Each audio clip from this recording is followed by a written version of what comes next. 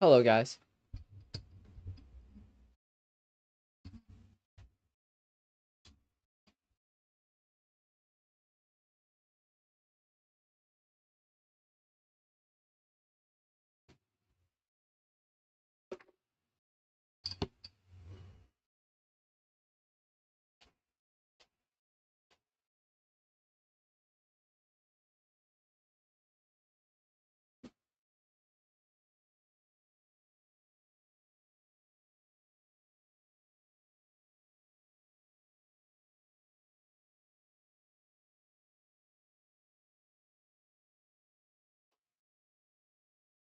I'm not too sure how long I'll stream for, because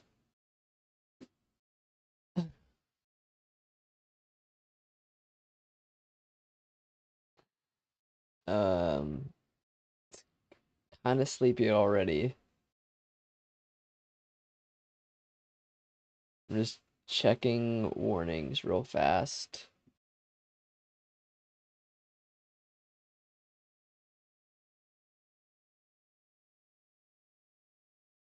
Okay. Yep. All looks good to me.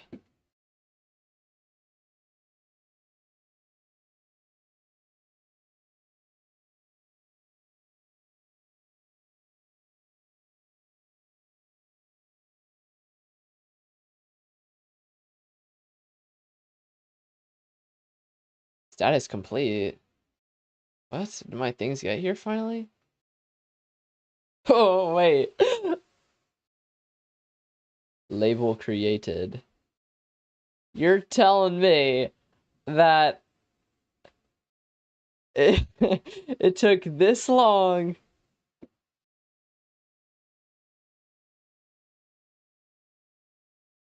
for this turnaround? Okay, let me go check my mailbox real fast. I'll be right back.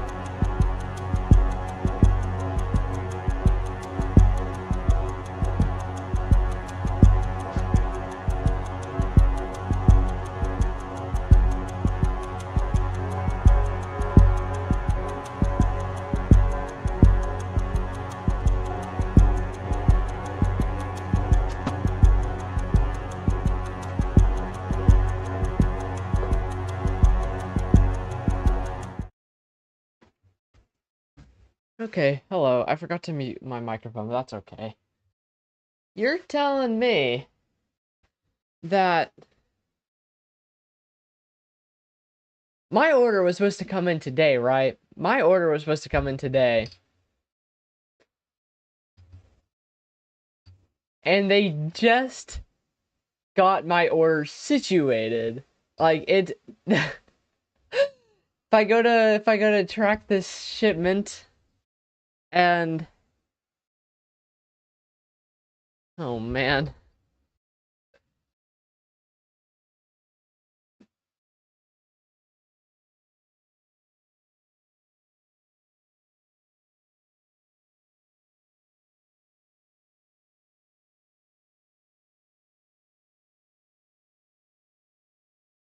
that they only created a label today, I think, I guess, or my stuff is finally actually it actually exists and it's a thing that's tangible now. It's not just something that they still need to make.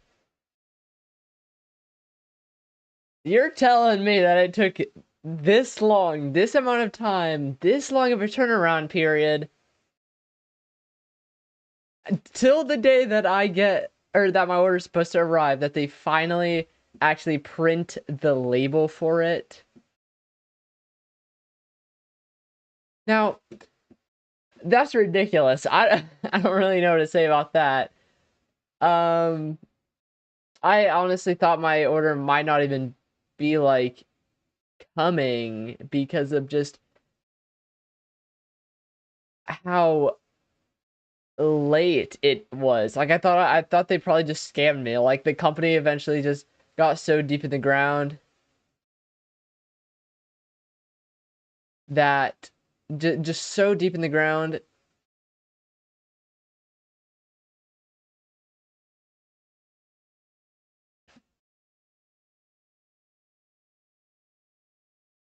that they just started to scam people, you know?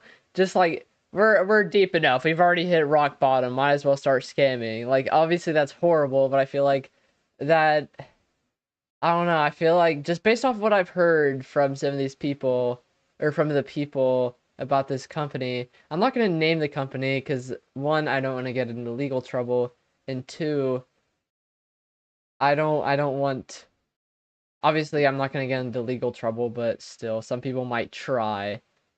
Um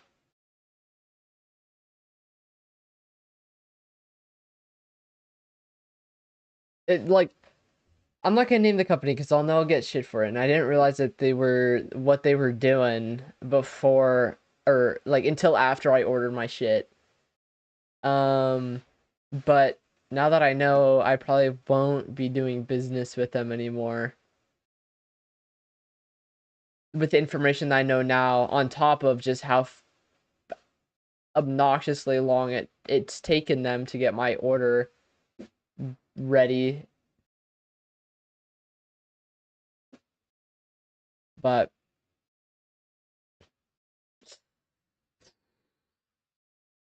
you know, I don't really know. I'm not too happy that's taken this long for my stuff to only have its label printed for. Hey, that's okay. That's okay, I guess. I suppose that's okay for now. Um, the weather. Let's focus on the weather, shall we? Let's focus on that instead. So, I am gonna do some forecasting because I actually haven't looked at the risk for severe weather today, except for when I was looking at models yesterday. So we are looking at possibly some isolated severe development back towards the high plains. Um, that might either form into some sort of MCS or there might be some sort of MCS that forms. The 12Z HRRR run yesterday was showing something like a very powerful MCS. So that's what I want to look at. I already have pivotal weather pulled up somewhere. It's not here. I know that much. Hold on, okay, let me close this. I'll keep weatherwise open. Um, okay, so let me switch us over to the Storm Prediction Center. So right now, there's nothing too crazy going on that really requires my attention. I mean, there's some severe thunderstorms. I don't think there's actually any ongoing development right now at this. Oh, actually, never mind. I spoke too soon. There is storm initiation beginning in the enhanced risk area as we speak, but shouldn't take too long for us to just briefly forecast. If anything, I'll just use href to streamline the forecasting process for now.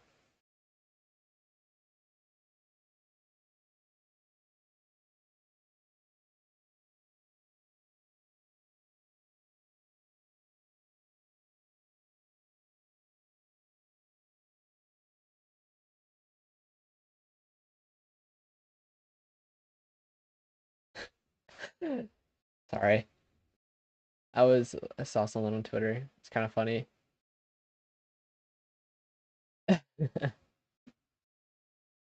Okay.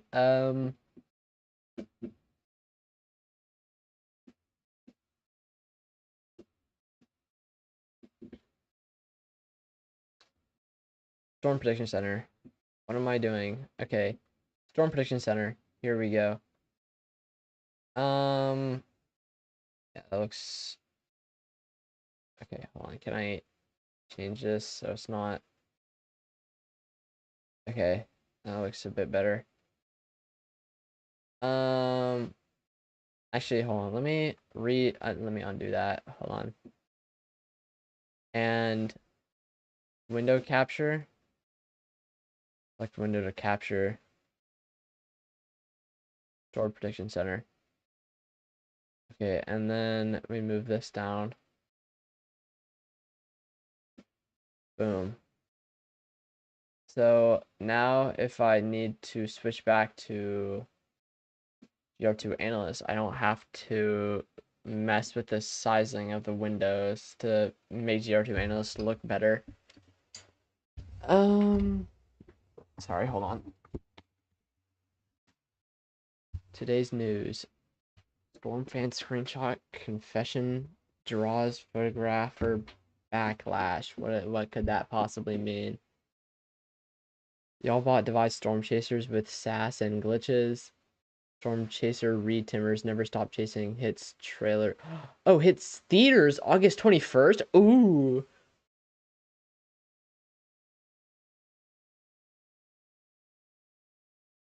Holy. That's actually awesome. Oh man. I might see that in theaters.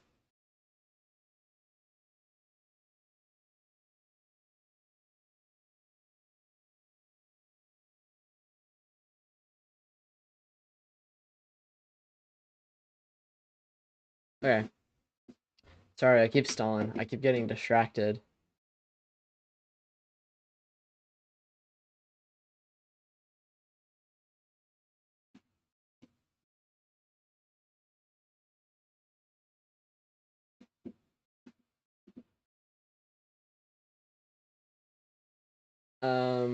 Okay, so enhanced risk for the high plains, eastern Colorado, and parts of southeastern Wyoming. Slight risk extending down across the Central Plains, Kansas, Oklahoma, northern Texas. Slight risk for northern Minnesota, and then a slight risk across the eastern seaboard. Tornado risk for today, 2% across the enhanced risk region, and then into a great portion of that slight risk area. So Oklahoma and Texas, 5% tornado risk for that slight risk region in Minnesota. 2% tornado risk for the eastern seaboard there. Then we also do have a marginal risk for northern Florida and right along the border of Alabama and Georgia.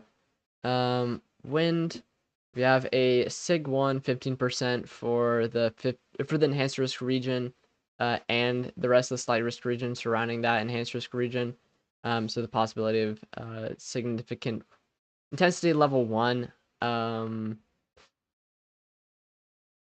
severe weather or damaging wind gusts, I guess. I'm still not familiar with what that even means when it comes to SIG 1. So we'll look at it real fast. We'll look at this real fast. SIG 1. A 10% threat for 65 to 73 knots. 56 to 64. 31% for 56 to 64 knots, and 55% for 50 to 55 knots. So probably gonna see anywhere between 50, potentially upwards of 70 knots, 73 knots, maybe approaching 74 into the mid 70s, but that's seems to be rare. So let's see, 73 knots to miles per hour. 84 miles per hour. So we could see anywhere from like, I'm guessing 60 to 80 mile per hour wind gusts, 84 mile per hour wind gusts, possibly even higher.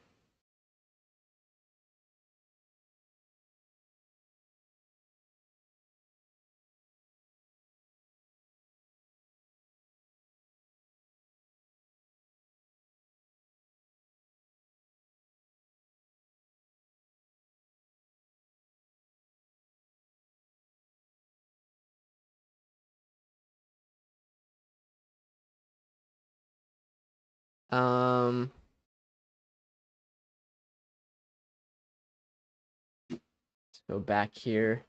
We have a 30% unhatched for the eastern seaboard there for damaging wind gusts. So some widespread damaging wind gusts, some more scattered damaging wind gusts towards the high plains.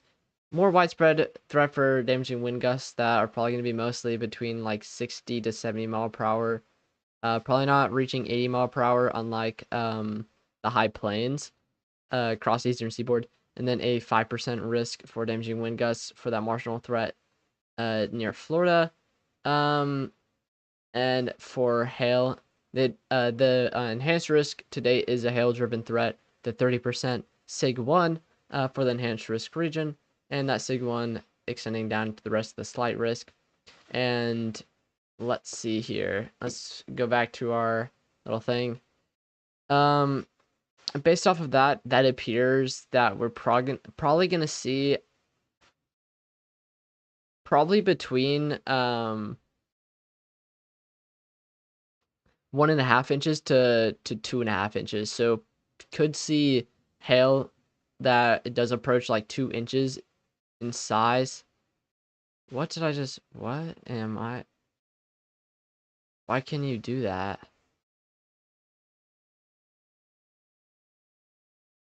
2 inches in size, in diameter. So pretty substantial risk for hail. It's pretty much just the same thing that we saw yesterday, but we do have a higher threat for hail. But we could see the same intensity of hail, so pretty much just the same thing as what we saw yesterday. Some huge hail like we did see yesterday. ARRR. We'll go to our most recent run. Starting off with our jet stream. So we do have a trough. I assume it's the same trough from yesterday that was giving up severe weather across the Tennessee Valley yesterday, moved eastward into the eastern seaboard, and is providing synoptic lift for a severe threat across the eastern seaboard. Further south near Florida, don't really see as much, but we do see that trough, some weaker flow impinge in that region, overlay that region. So there is a little bit of synoptic lift to support severe weather development down towards Florida. Up north, towards that other slight risk, where that 5% tornado risk is, we do have this trough here with a little bit more synoptic lift. Sort of. Wait, what am I saying? We have, it's more. What am I trying to say here?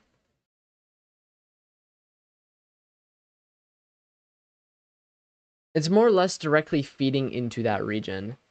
So we're gonna see probably some better shear come out of that region, and a higher threat for tornadoes, but sufficient synoptic lift overall. Same with the cross enhanced risk region. Some decently strong mid-level flow at 500 millibars across the slight risk and enhanced risk regions. Enhanced risk region, sorry.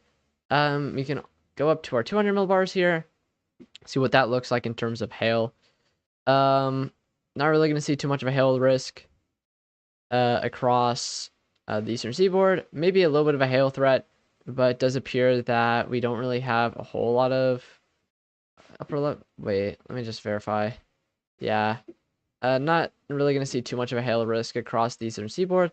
Definitely not really going to see too much of a hail risk across the Florida region.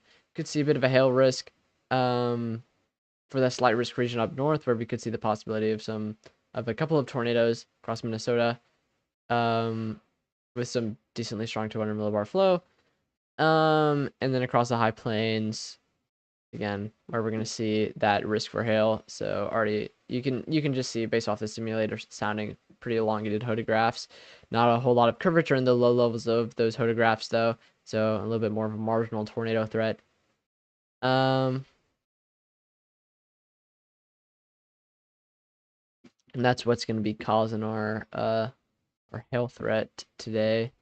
We can go down to our 200 or our low level jet, sorry, our 700 millibars. Let's focus on the area that we're going to see that 5% tornado threat. We do have a decent low level jet with 700 millibar flow. That's going to be ramping up to what appears to be roughly around 30 knots, 35 knots, maybe approaching 40 knots. Definitely going to put some curvature in the low levels of those photographs. That's not really a good example. Neither is that. Let's look at our 850 millibars real fast. You can see some rather weak flow at 850 millibars. Let's look at our storm relative velocity real fast. Okay, yeah, you can definitely tell that there is some shear there. I'm not choosing the right areas. And that severe risk might, oh no, it's just starting actually. Across Minnesota. Yeah, no, you can tell that there's some shear. Look at the way that this storm right here is shaped.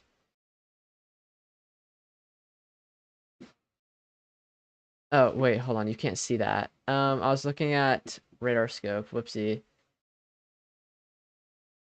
Where's radar scope? Why won't it let me choose radar scope? Why is it always doing this? I don't understand. Okay, let me restart radar scope. Still doesn't want me to switch to radar scope. So I guess we'll use GR2 analyst instead. Oh, now it lets me switch to radar scope. All right, here we are. So as I was saying, look at the curvatures towards the updraft side of the storm in particular. You can already see it kicking out an outflow boundary. You can kind of see it hooking here. Over here is where the updraft's going to be, so it's going to be a little bit more surface based. So the reflectivity is going to be picking up stuff closer to the surface.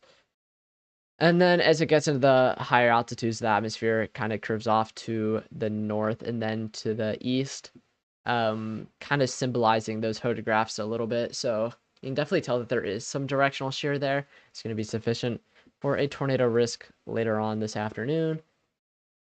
Hopefully you guys saw that. For some reason, it's a blank screen. Okay, yeah, you did see that. Okay, back to HRRR.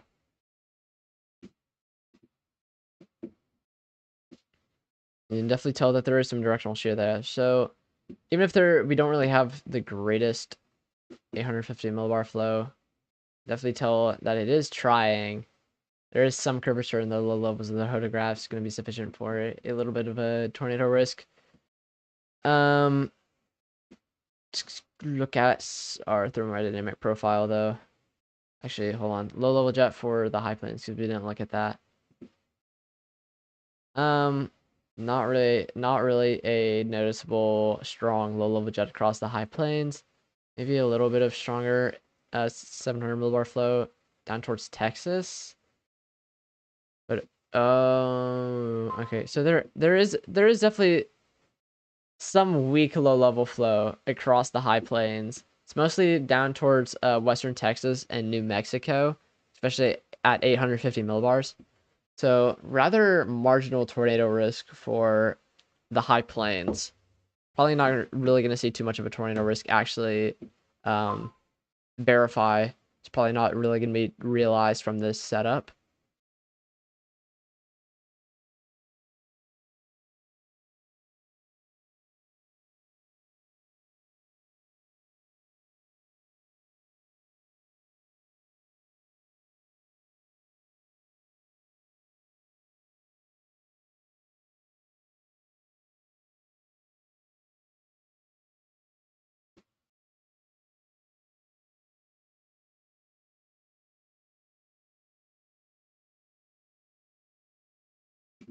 Um,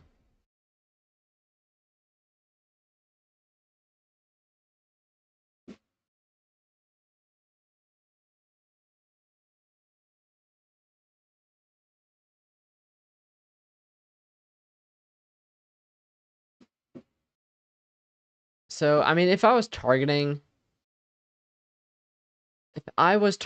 for a risk for tornadoes today, I think I'd chase down here. I'm not gonna lie. Stronger low level jet. Whew, that's a stout cap though. That is a really stout cap. But that's a fat cape profile. There's not really a whole lot of low level flow off towards New Mexico, or not New Mexico, Minnesota. Um, but that's a loaded gun sounding that we just saw there. That we just saw. Yeah, this is a loaded gun sounding. If I was chasing, I'd chase here. That looks beautiful. Down towards the Texas Panhandle, Western Texas. Woo, man.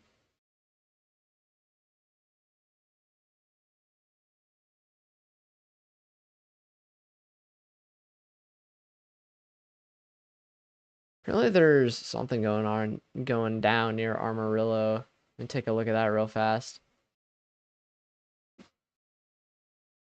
Oh yeah, it's some beautiful. Ooh, yeah, exactly. Okay.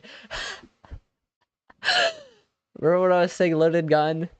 Let me switch this back over to radar scope. Look at that. Isn't that pretty? Woo! Look at that hook. Look at that structure. That's a classic supercell. Oh man, I need to get a photo of that. I told you. What did I tell you? What did I tell you?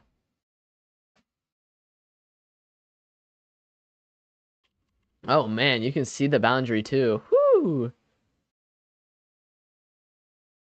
What did I tell you?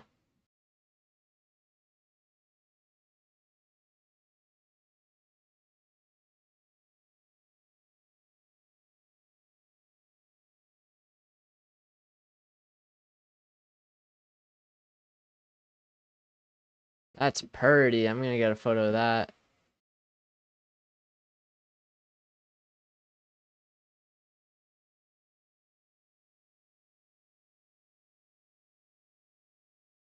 It's a classic supercell. That's one for the textbooks right there. Um,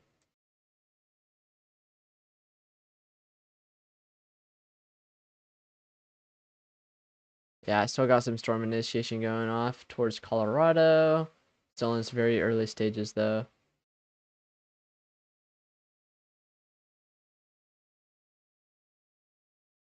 Yep. Not very organized up towards Minnesota though.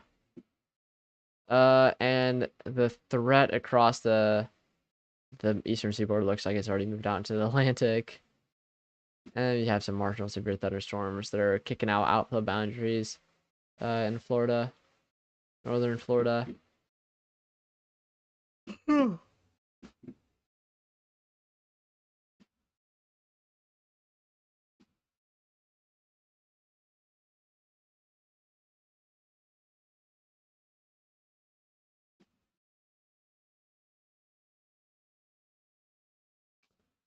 I wonder where I can get an observed sounding at. I'm curious. Soundings. Why am I not getting my soundings? Maybe they just need a minute to load. I don't know. It's okay. But man, isn't that beautiful? Oh yeah.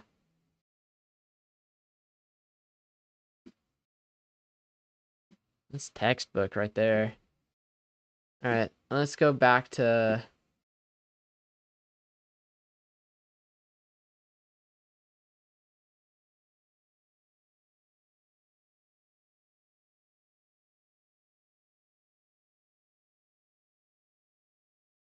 dude, I would love to chase in Colorado. It looks so beautiful over there. Oh man, I'm jealous of everyone out there right now. I'm gonna be honest, I'm hella jealous. Okay though. Let's switch back to HRRR. Let me make this look just a bit better for you guys.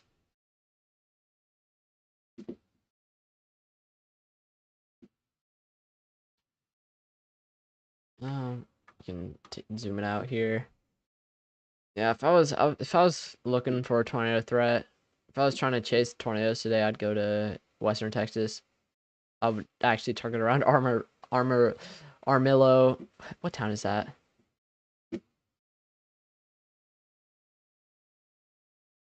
Armorillo. Oh, yeah, would you look at that? Okay, I don't know where the low levels of those photographs went, but sure. This is why I never use observed soundings, because they're never, like, I mean, they're good, but they're never, ever close to where I need them to be. And if they are, then they look stupid.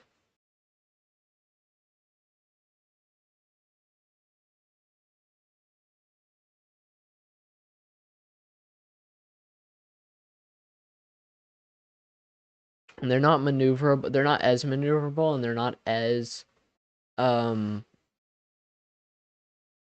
as frequent and readily available as like simulated ones from models, even though they aren't as accurate to real life.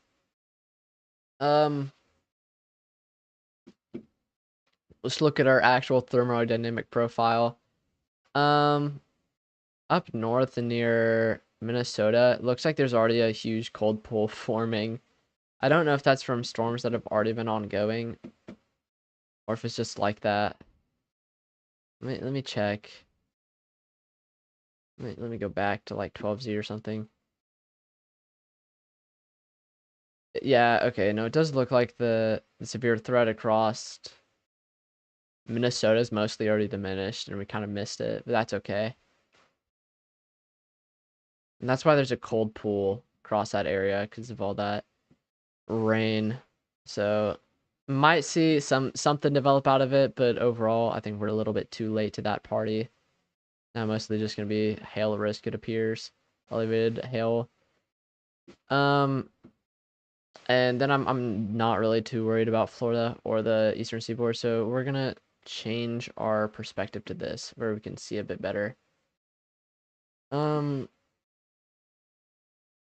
so we got a lot of heat across this region, tons of heat, like anywhere from 100 degrees down towards Texas.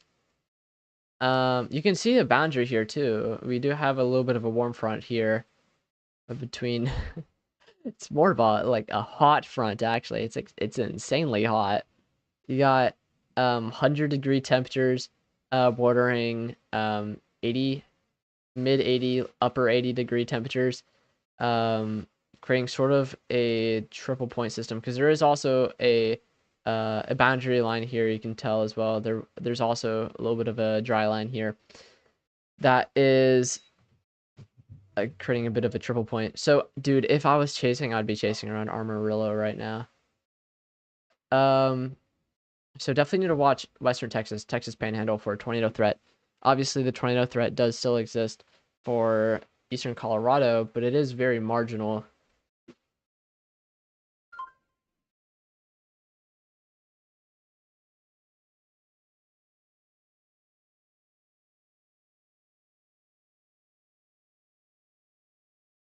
Why was I recommending my own video?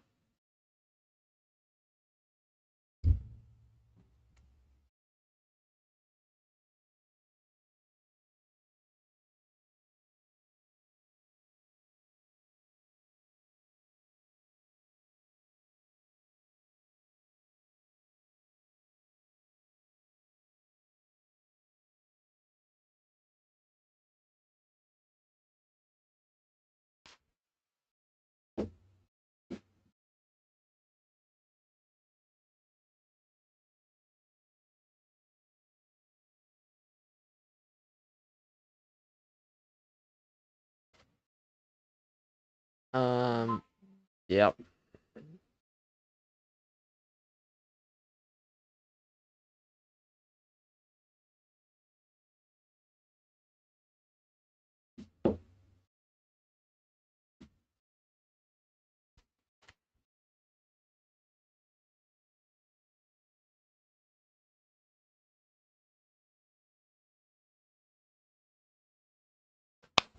Okay, sorry, I was texting my mom, but near that triple point as well, there's gonna be more backed winds.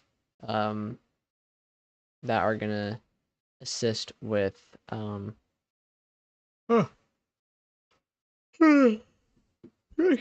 sorry, directional shear. We also do have quite a bit of backed winds across eastern Colorado, but also regardless, some very warm temperatures, even if the surface flow is further to the south. Pull a quick sounding. Yeah, this is screaming hail threat opposed to tornado threat. Actually, I see virtually no tornado threat with that. Dew points, as I was saying, we do have a dry line kind of firing off here. See that dry line, then where that warm front is right here, narrow corridor for where a nice little tornado threat would develop. Maybe even past that dry line as well, or past that warm front. I mean, still very, very nice kinematic profile, even ahead of that warm front. I mean, look at that. Insanely fat K profile, 5,000 joules per kilogram of surface-based instability, and a ton of shear.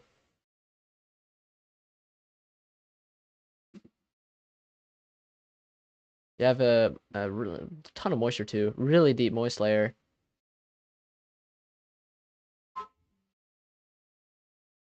Further to the north, I mean, it's not as moist, but it's definitely sufficient, especially with the heat that we're seeing. And then around this time of year, you're gonna see some pretty high Cape values, also because of lapse rates.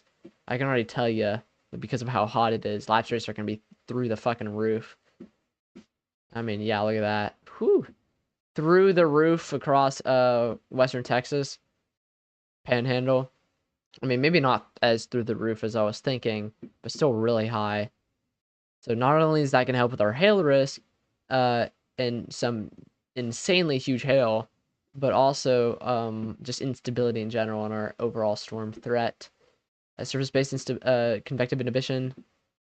Yeah, so as we saw earlier on some of those simulated soundings, we have a ton of convective inhibition, even if the cap's already broken.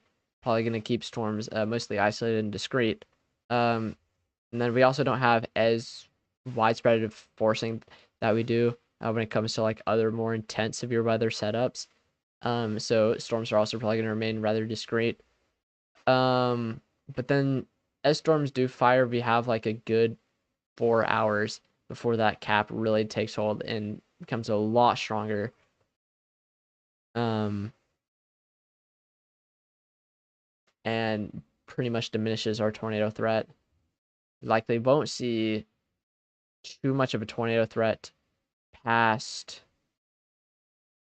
1Z or 0 or 0 2 1Z or 02Z 02Z to EST. Hold on, I'm just trying to check. That's 9 p.m. So 9 p.m. EST, between 9 and 8 p.m. EST is when our tornado threat should mostly die down.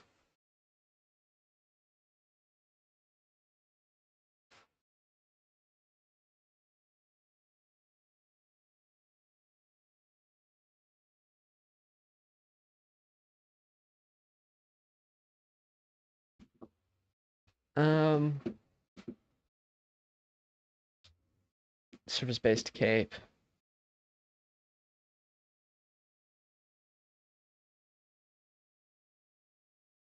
Yeah, ton of instability. Storms unfortunately won't be firing into the area here where it has insanely high Cape values, but still in that little warm sector there, we still have some insanely sufficient Cape values, like 3,000, 2,000 joules per kilogram, right in that little warm sector there. But if storms can move beyond this warm front here, into where it's more moist, more warm. Well, it's not as warm, but more moist and a lot more instability. I wonder how this can affect our. Oh, okay, this is already tornado warned.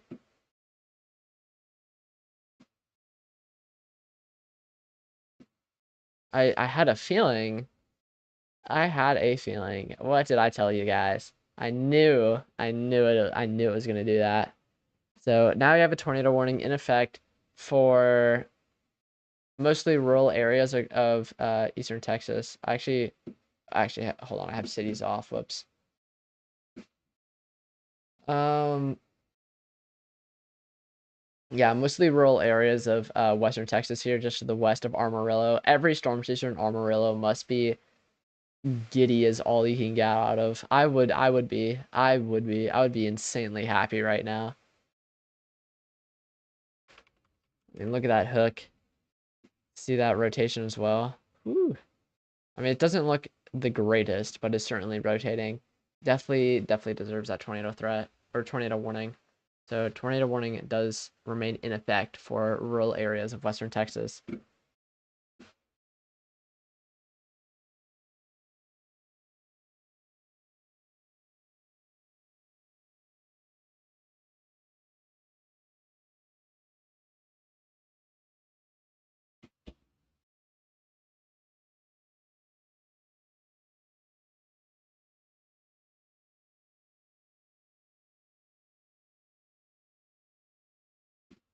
All right. All that does its thing. I will go back to HRRR. Oh, no, it's already here. Hold on. Let me show you guys.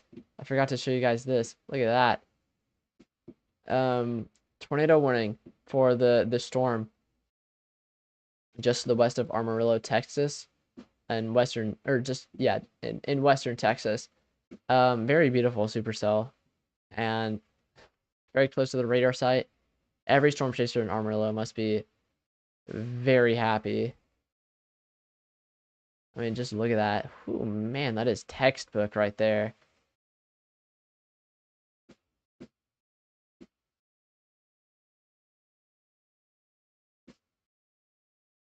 And my velocity no longer wants to work again.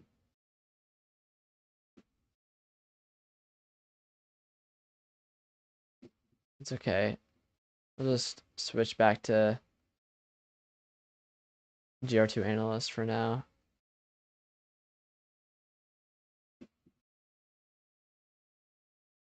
Actually, maybe I don't want to use GR2 analyst. It's a bit behind. We're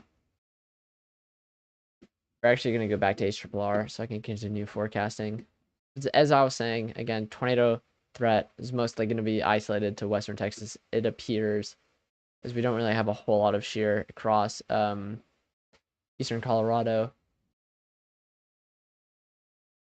At least directional shear. I'm certain we have a ton of bulk shear for that risk for hail. Very elongated photographs we're going to see both in western Texas and across eastern Colorado and into southern Wyoming, Nebraska Panhandle, like we did yesterday. Where we're going to see that major hail risk. Some, again, very elongated photographs. I mean, look at that.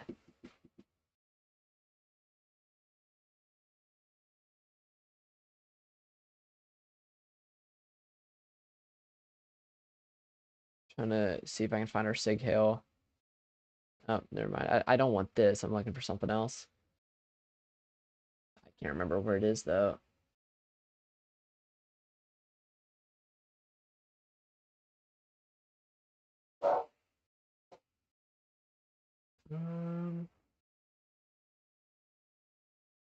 T cave down T. Where is it?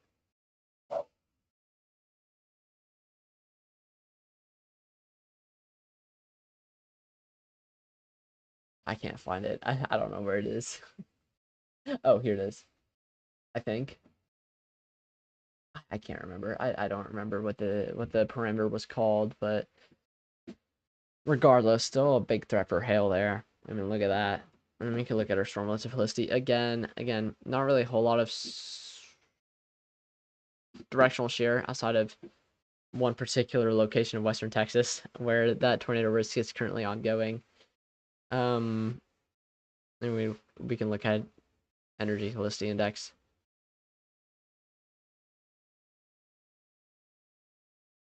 Yeah, again, mostly limiting that tornado threat across Texas Panhandle, even into Oklahoma some. I mean, we could definitely see a marginal risk for tornadoes across eastern Colorado, but I really don't know how likely that is, especially given the intense convective inhibition that we're supposed to see later on this afternoon. I mean, SIGTOR definitely giving us the thumbs up when it comes to tornado possibility. Okay, maybe perhaps.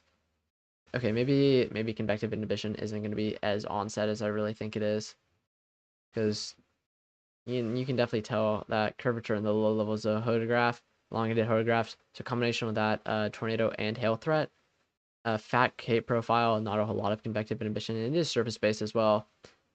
So we definitely see a marginal tornado threat across eastern Colorado.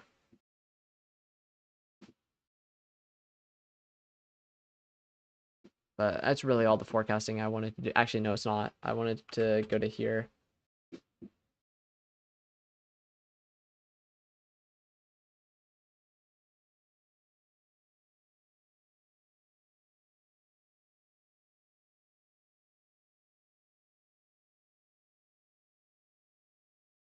Hold on, just give me 1 second.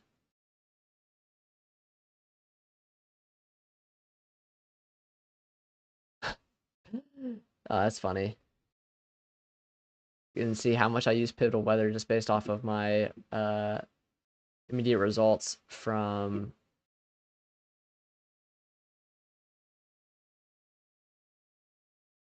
uh Opera GX. Okay. I really wish there was a better way for you guys to view this without it looking kind of dumb. Here, we'll do this. Oh, no, I didn't want to do that. We'll do this for now. Make it a bit easier for you guys. How many times am I have to ban people on Twitch for having to, or for it's all the bots trying to advertise their stupid little program of whatever the hell it is. I don't even really care.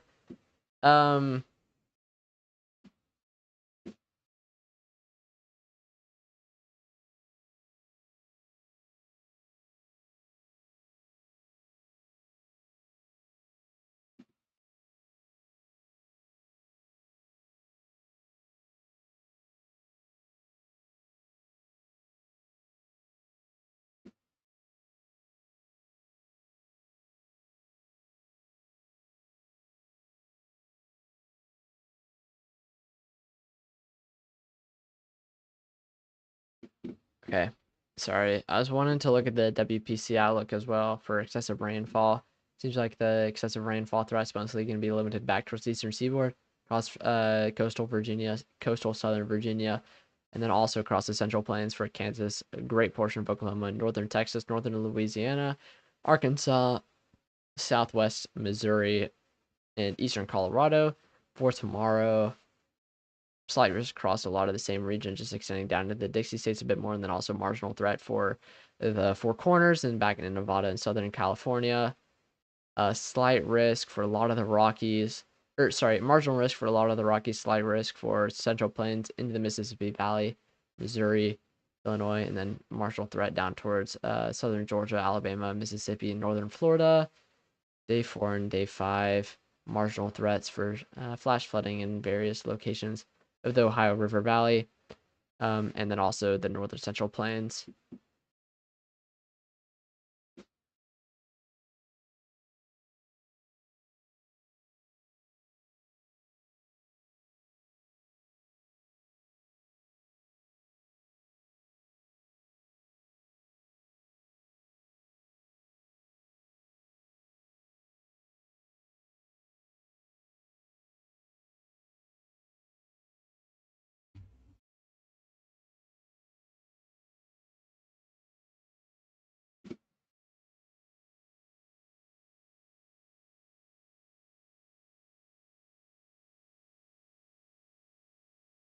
There is a confirmed tornado on the ground with this storm right here. Actually, hold on, GR2 analyst. Let me switch to back to GR2 analyst. There is a observed tornado on the ground in just west of Amarillo, Texas right now. Even if the outlook isn't updated or the warning isn't updated, yeah, I am gonna update this thing here. So observed tornado warning now confirmed, or tornado now confirmed on the ground for or just to the south of Wilder Road, Wildorado, and moving south as well. Again, beautiful storm on this thing. A tornado just to the west of Amarillo. That has been confirmed by storm chasers.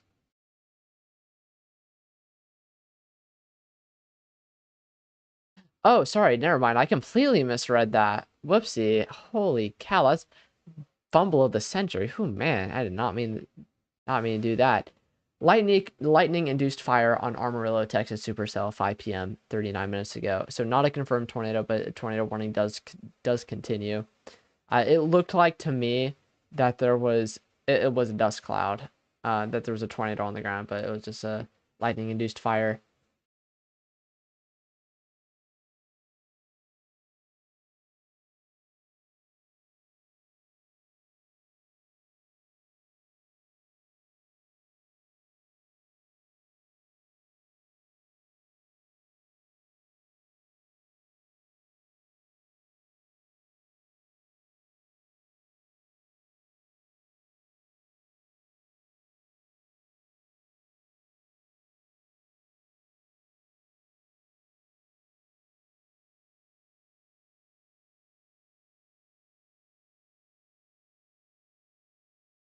Completely ignore everything I said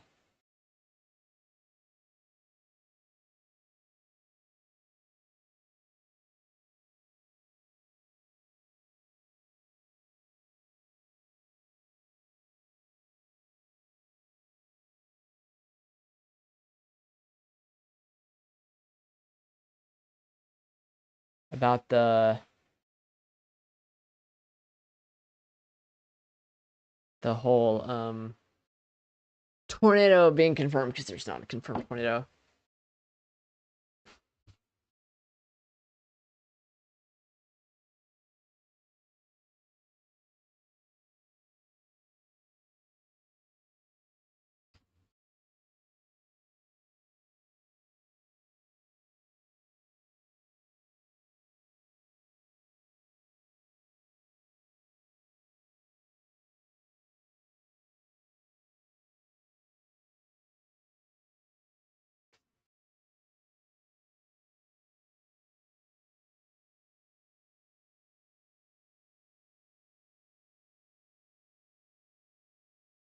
Just so dumb. Sorry, I was looking at something.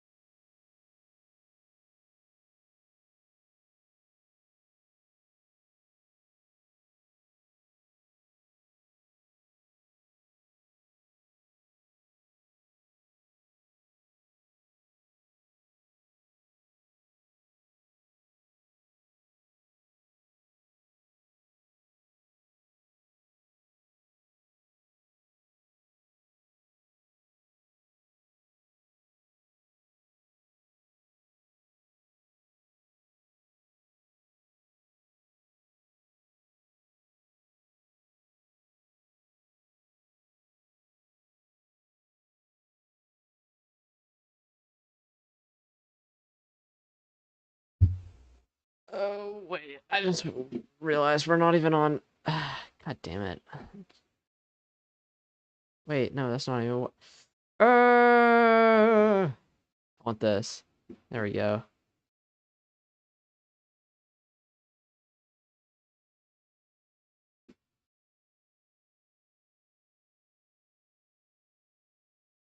Sorry, guys. You're staring at radar scope this entire time.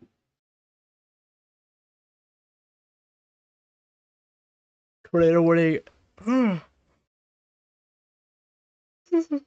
does still continue, but mostly rural areas. Well, Dorado's out of the danger zone now.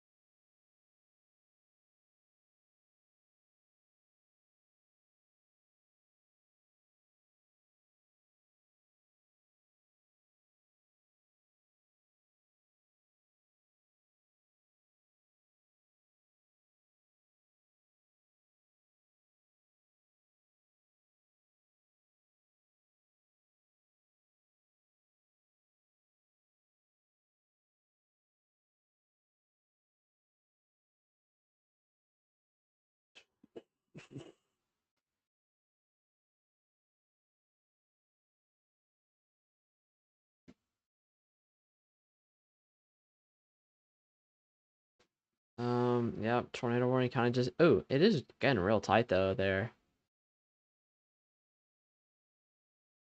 No, look at that. See on reflectivity as well. No indication that's on the ground yet on correlation coefficient. There is rotation. It's tightening up though. It is tightening up.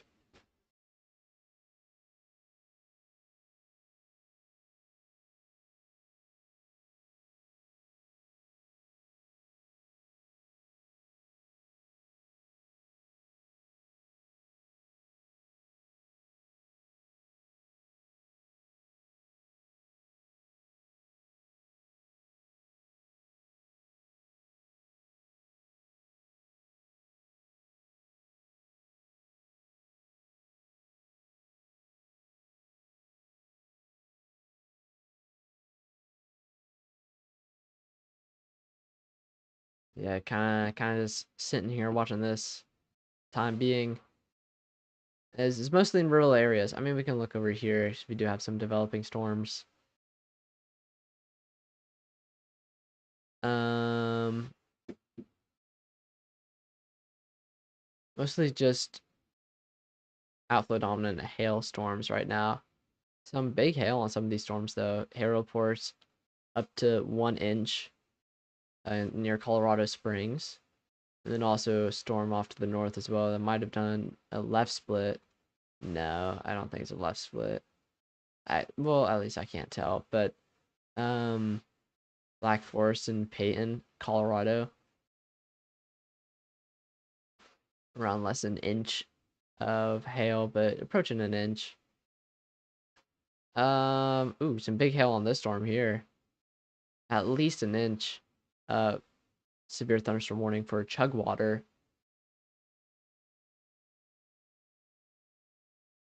Some pretty big hail.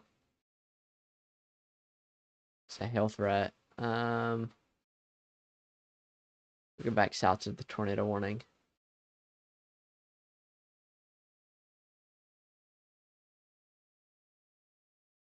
Yeah, look at that. That's tightening up real nice. Tornado warning still in effect for mostly rural areas just to the west of Amarillo. I'm low-key jealous. This would look beautiful right now. And look at that. Pretty.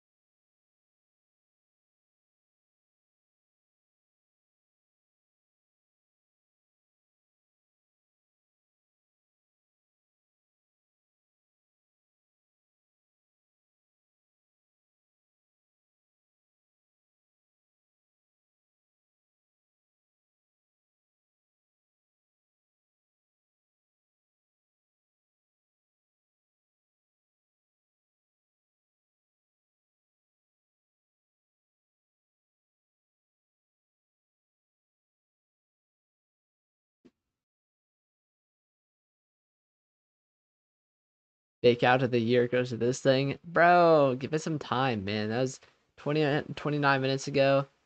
Got tornado warning on it now. It's got some tight rotation on it too. Ooh, it might even be on the ground. Look at that correlation coefficient drop. Right there underneath all that rotation. Right there in the center. Might be a correlation coefficient drop. Might be on the ground. Depends.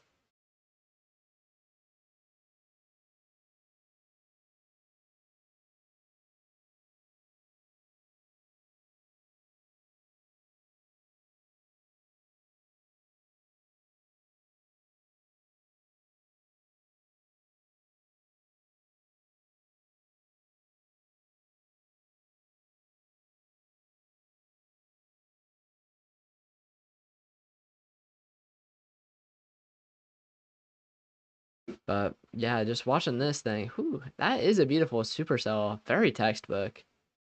Very, very textbook. People are saying fake out of the year, but man. I mean, I'm seeing the photos of it from like 40 minutes ago, 30 minutes ago. It has a little bush fire underneath it. It was likely caused by lighting, but it's probably gonna be put out by the rain from this thing. Unless it starts another one.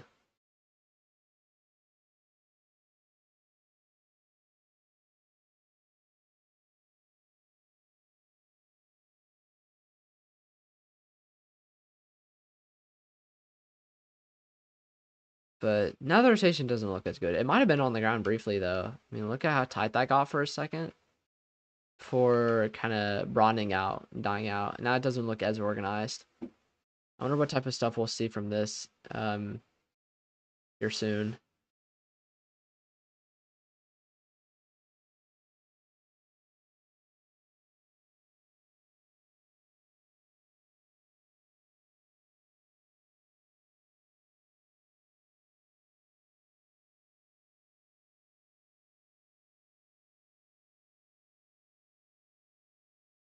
There is a ton of hail in this thing, though. Ton of large hail. Certainly, definitely not a question with this.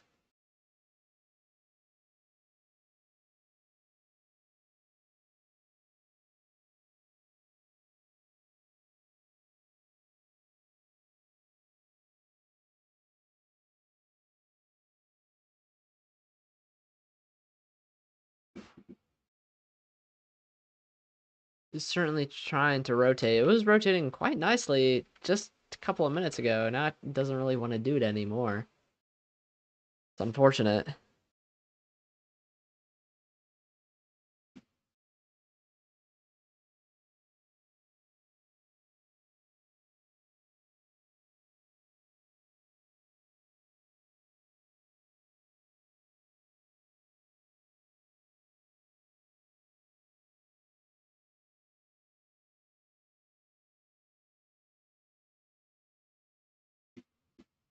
This thing was beautiful. I mean, still, it's really beautiful. It's a beautiful supercell.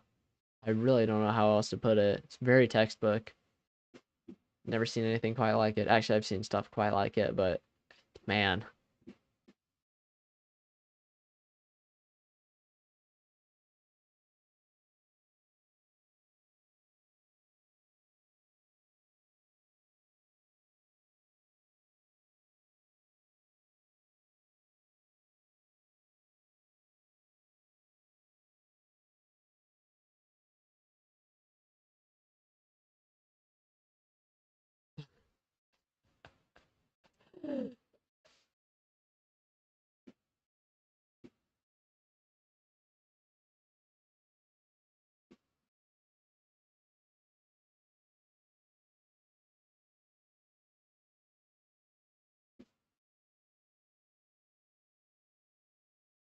Starts looking at something funny. Looks like it's trying to wrap back up again here. Let me pull up mesoanalysis real fast. See what that appears like. Mesoanalysis. Yeah,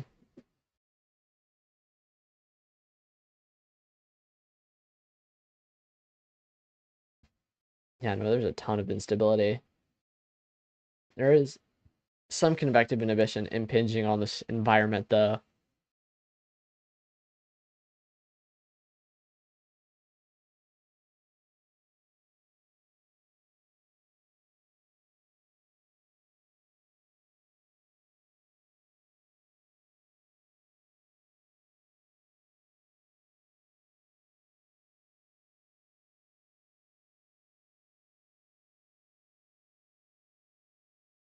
But yeah, no, this storm in particular is in the hotspot. Hotspot for tornadic development.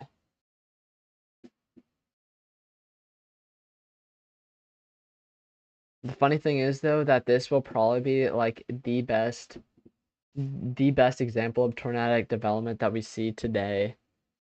Anything else will probably look very messy, most likely absurdly rain wrapped. Probably not even that good, maybe even very brief.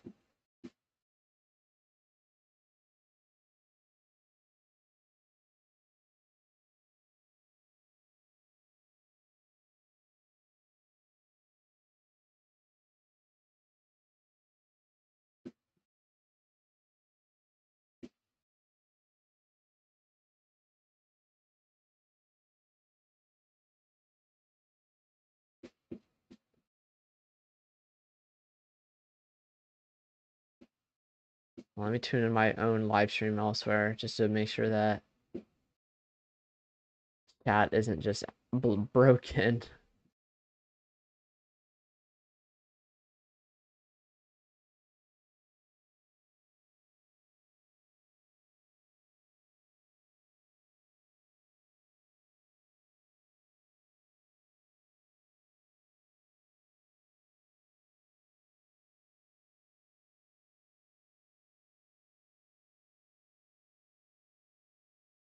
It's gonna take a minute for it to load, but that's okay.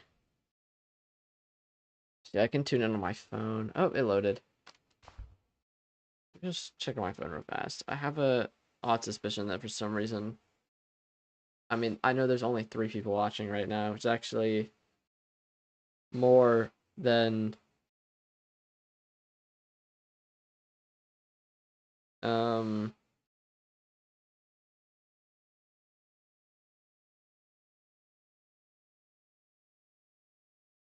the hell? I can't even.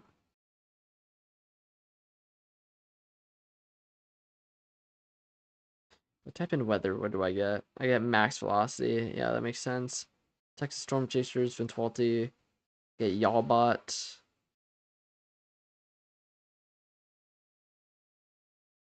Get Yawbot again. Storm Rudder Media. Care 11.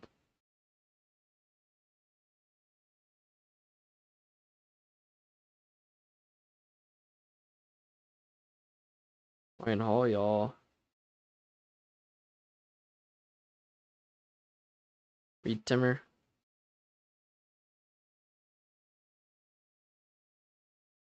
Obvious I'm not gonna see me though. Man, I love you too. Wait, no, I did see me. Oh,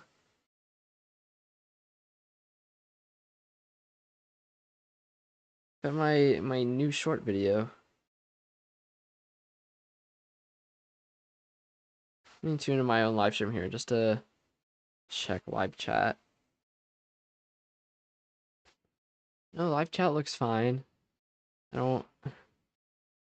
Just that no one watches, or whenever they watch, they don't say anything. I know that Ray does though, which I appreciate. I appreciate that, Ray. If Ray is watching right now, but this thing is might be trying to organize back up again. It is still rotating. At least it's trying to. It might be getting cut out by RP though. I know a lot of the stuff down there. People are saying great RFD cut. I know everyone there is saying the Supercell's gorgeous, and I'm jealous. I'm not gonna lie, I'm so jealous. I'm so jealous.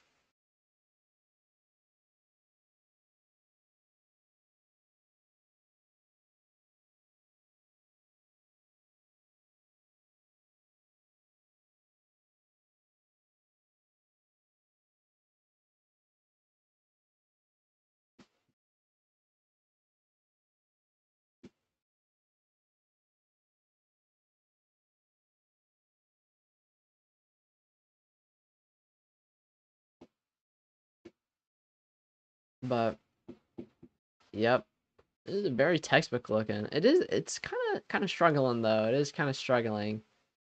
Yeah, I know rotation is really having problems here.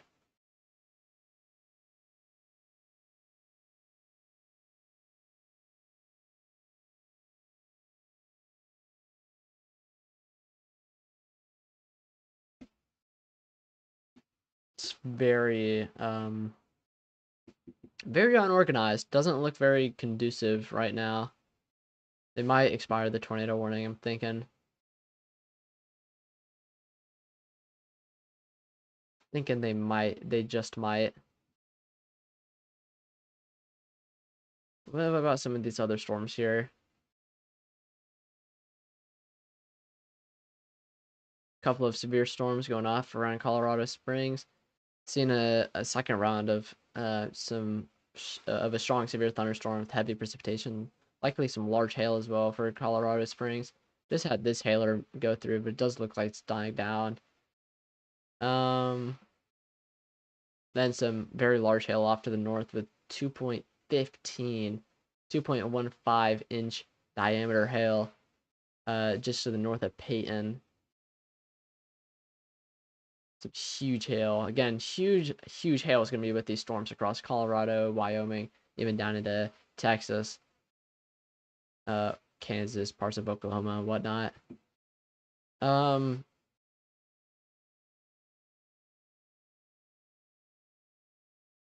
Large hail on these two storms as well. Huge hail, 1.9 inch, or 1.09, 1.558 inches on the northern cell there. Right along the interstate too. Ouch, that must hurt.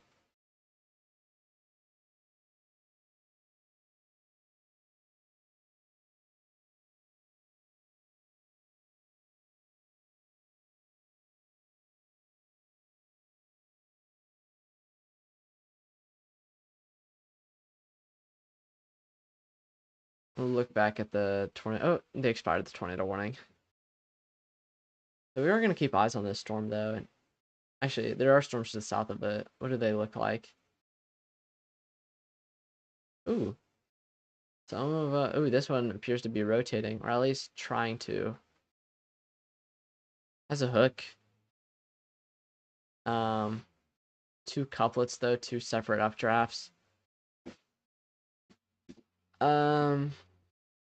Large hail on this storm though, 1.69 inches. Whew, that's big. Some huge hail. 1.86 inches on this. Severe thunderstorm warning for Underwood, Hail Center, Alley, and Abernathy, I think. Then off to the west for Amherst and Sudan and Littlefield, 2.9-inch hail. Oh man.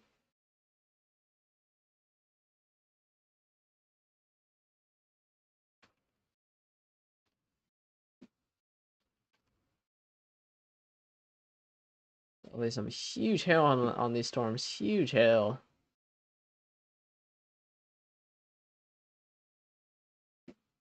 If anyone wants to say anything in chat, feel free to.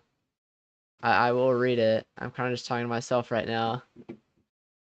Kind of do that a lot on this channel. I feel like I'm professional at talking to myself. Ooh, this might be trying to wrap back up again. Look at that. RFD might be trying to cut back through, but it's very messy and unorganized right now. It might be struggling a bit. I'm certain some of these one of these severe thunderstorm warnings is destructive. Let me just check though.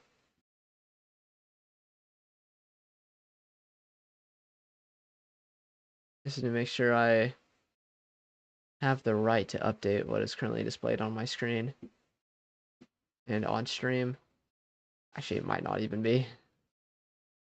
There's a chance that one of them might not even be. Damage threat considerable.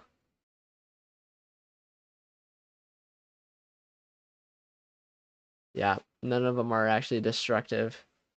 Funny enough.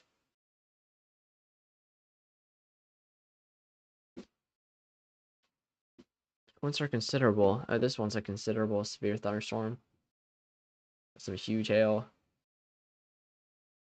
1.75 inches. It's a lot bigger than what the hail icon's showing there for the storm.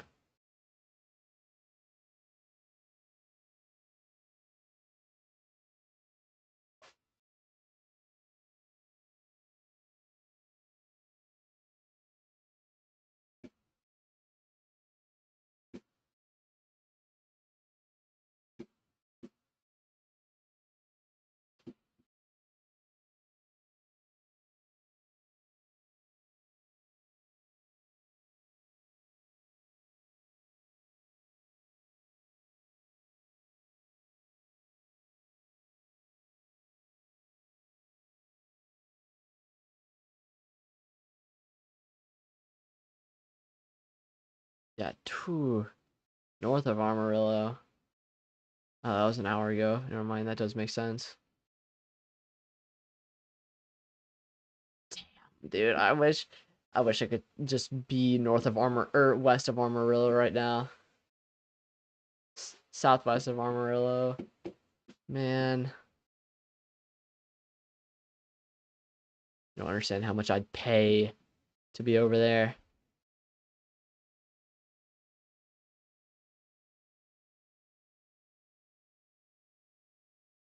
Sorry, I thought I saw a red polygon up north, but I didn't.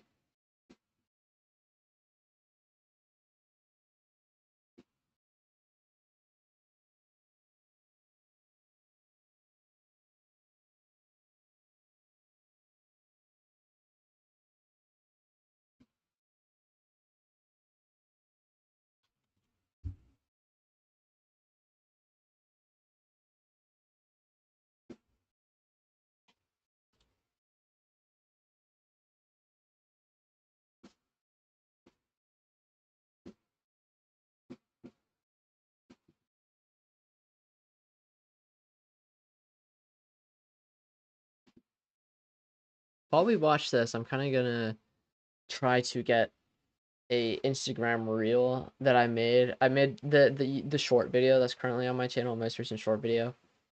I couldn't get it to go on Instagram Reels because I think the file might be too big, which is why I'm shoving it in my Google Drive.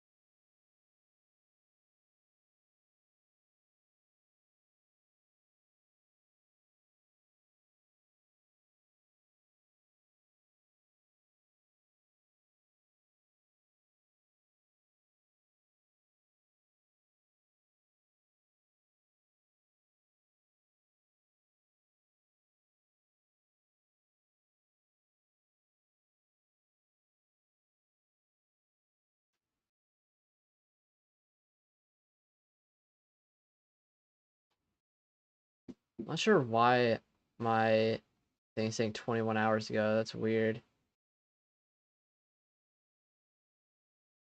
Does it say that on desktop, or is it just a like a mobile glitch? That doesn't even say that on desktop. That's weird. It says it on mobile though. It says my stream was 2 hours ago. Kind of funky.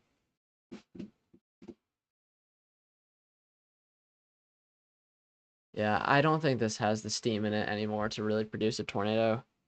It's very unorganized. Doesn't look very great. It's not anymore.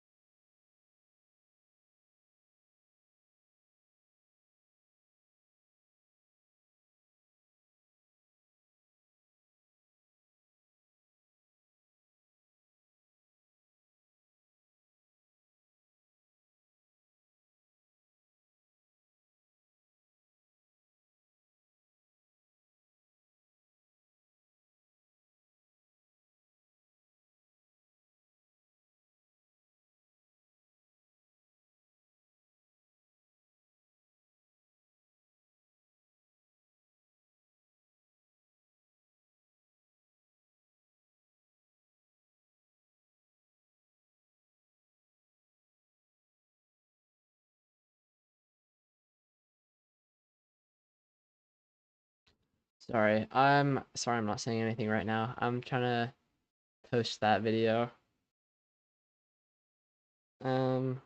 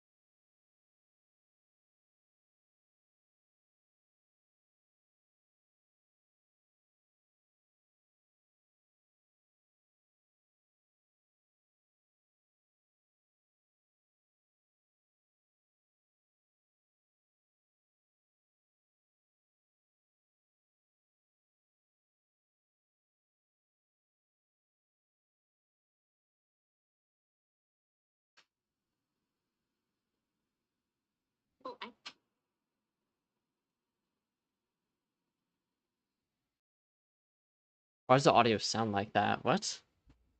Hold on. Let me just make sure it's not like that on YouTube too.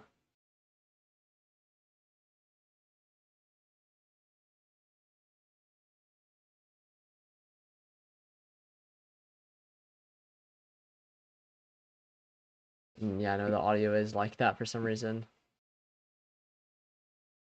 Not sure why. Let me check YouTube just to be sure. I'm pretty sure it's not like that, but what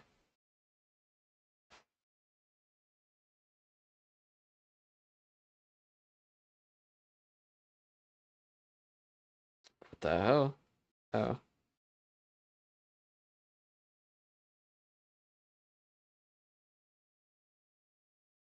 I can't even hear it on here. Okay, it's muted, that's why. That's weird. I don't know why the audio sounds like that. Is it like that on my phone? No, it's not. For some reason, Instagram just doesn't like it, I guess.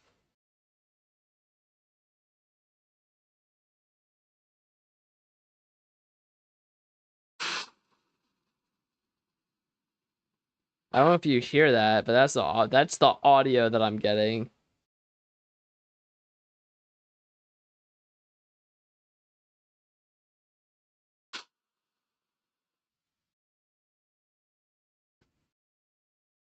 I don't know if the audio just needs to be quieter. I really don't know.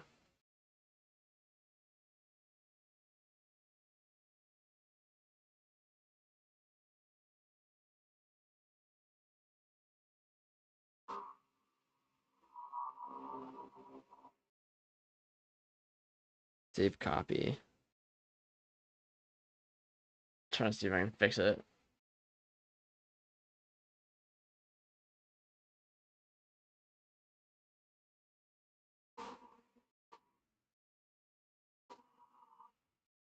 Yeah, that was much louder. Okay. Start over with this one. Yeah, that's much better.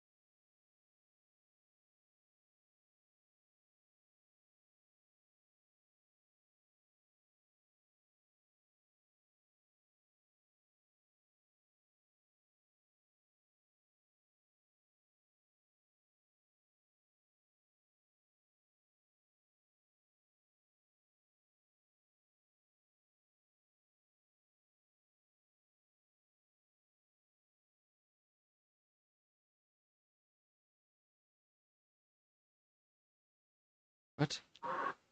To just not work? Oh, I don't know what happened. So who is this?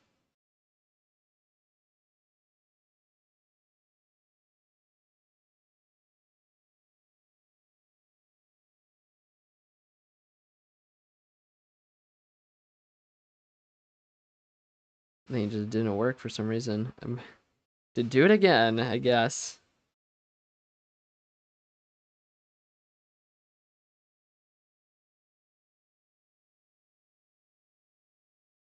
Post. No, I don't want to post. I want a new reel. Why? Where's the ad?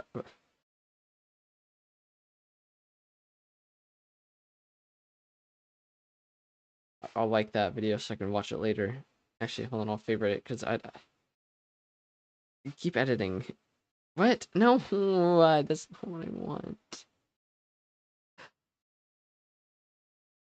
It literally got rid of the like caption and everything.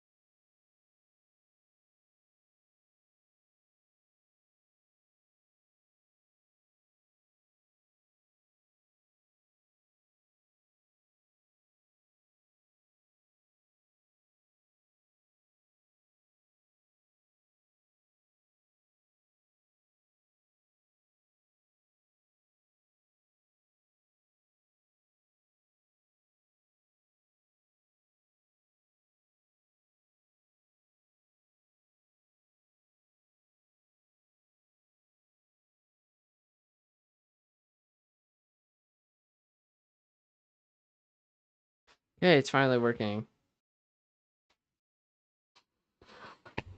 The audio is still awful. Oh my god. I don't know if you can hear that, but this is what it sounds like. It sounds like this on.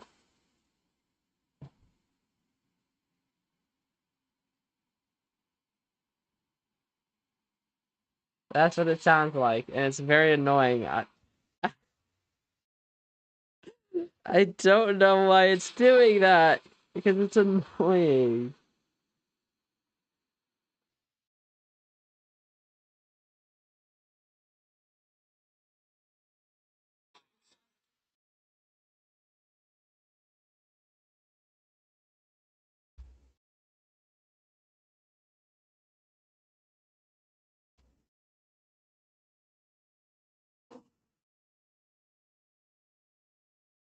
Do I need to make it quieter?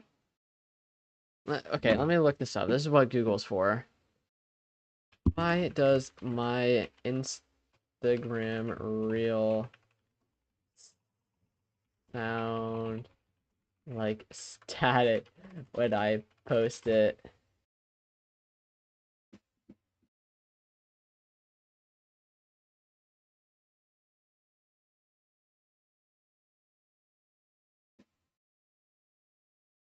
I just make it absurdly quiet?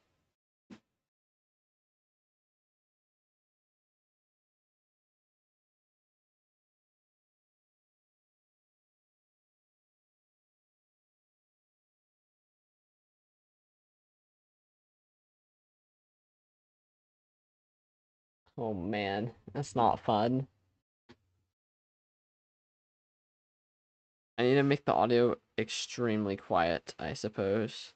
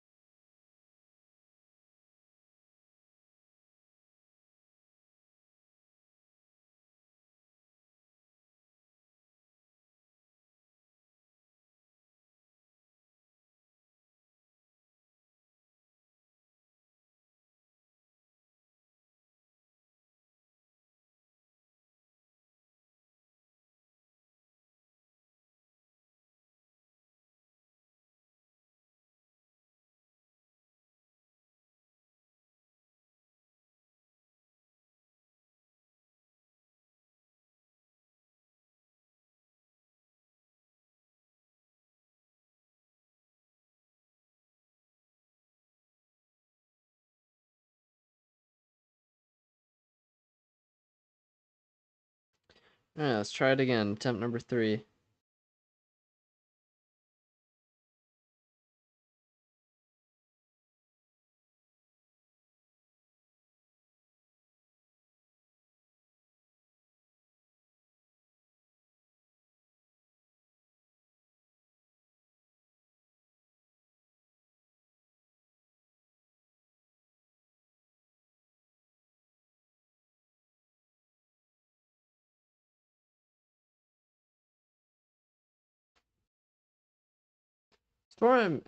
Storm is rotating though. It's trying to rotate again though.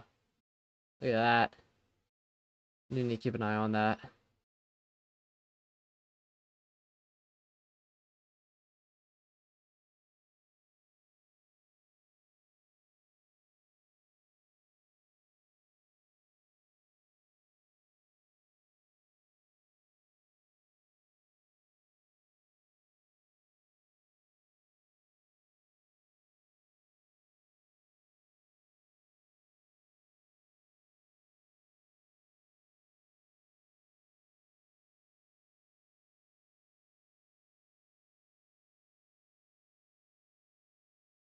I think my mom just got home. She's probably gonna ask me to help her with stuff. So just prepare for the live stream to go to the AFK screen for a little while. Oh, yep, here she is.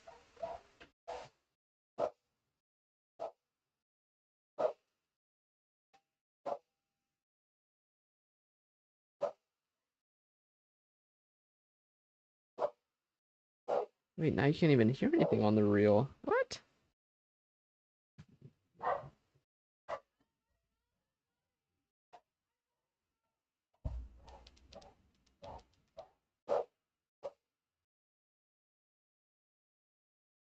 It's dumb.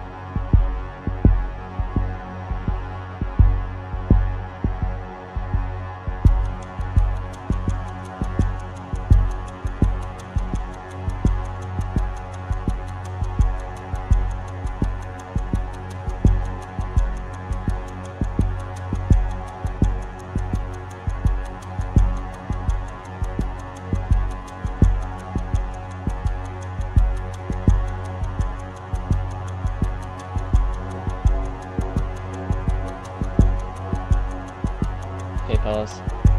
We're back, fellas. Oh yeah, no, this storm went elevated real fast. Does not look good. We'll go back up here instead. Got a couple of hailers.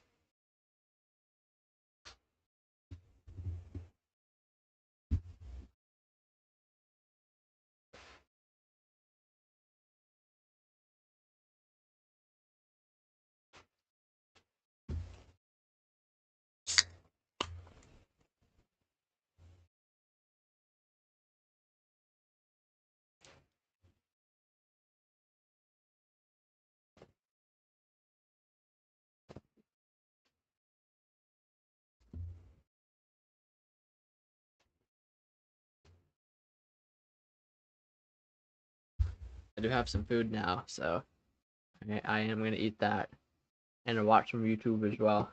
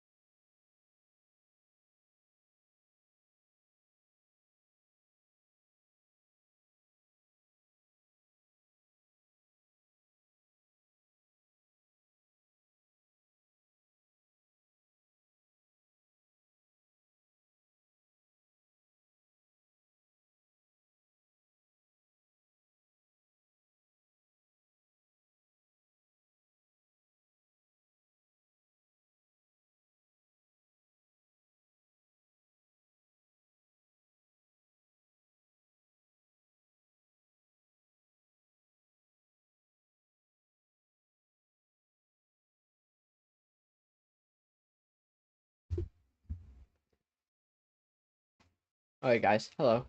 We're back in business. I ate. Now I'm full. Actually very full. Alright, so before we do anything, I am gonna update our warnings. Yeah, there is a tornado warning somewhere. Ooh. Hold on, there's a tornado warning.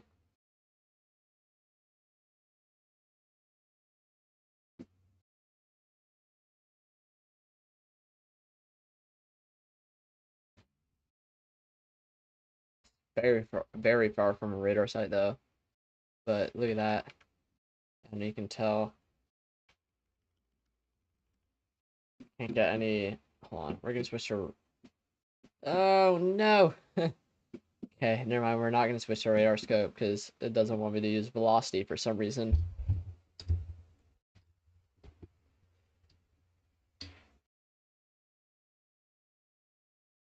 But yeah, tornado warning is in effect for Bakita, however you pronounce that town, Minnesota.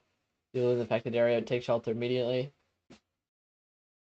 There was a reported funnel cloud, but it is being indicated as radar indicated. So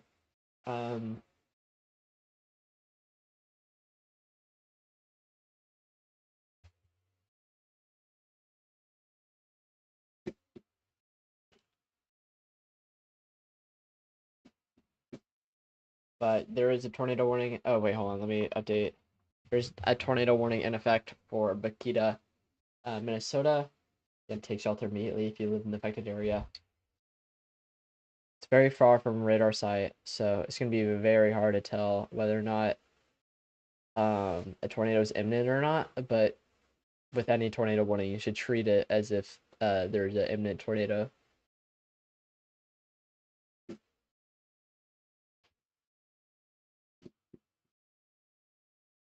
It's just impossible to get those low levels. Might be able to do this. Yeah, I know. Okay, so, whew, yeah, no, we are insanely. We're only getting like the top half of the storm that we're actually able to see with radar. So it is very safe to assume that it's probably rotating towards the surface. So if you live in Bakita, please take shelter immediately. Again, tornado warning in effect for Bakita, Minnesota. Sorry, I thought I heard something. Bakita. I'm assuming it's Bakita.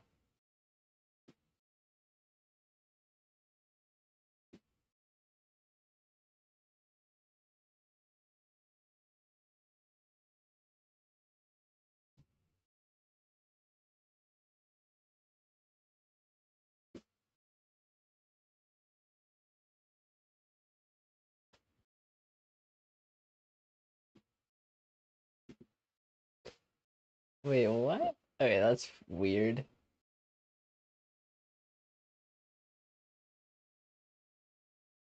Okay. Alright, I saw something odd. Let me take a look at mental analysis here. No, I didn't. What did I do? Oh, I accidentally opened up the archive.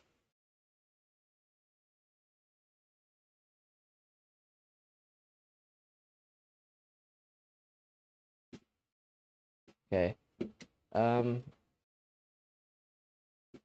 me pull up my little window that I had for forecasting because I still have that open.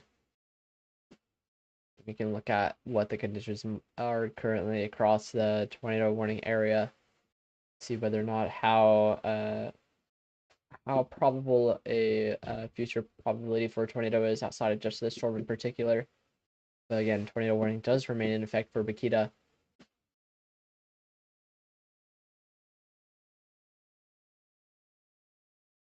Let me switch it over on OBS real fast.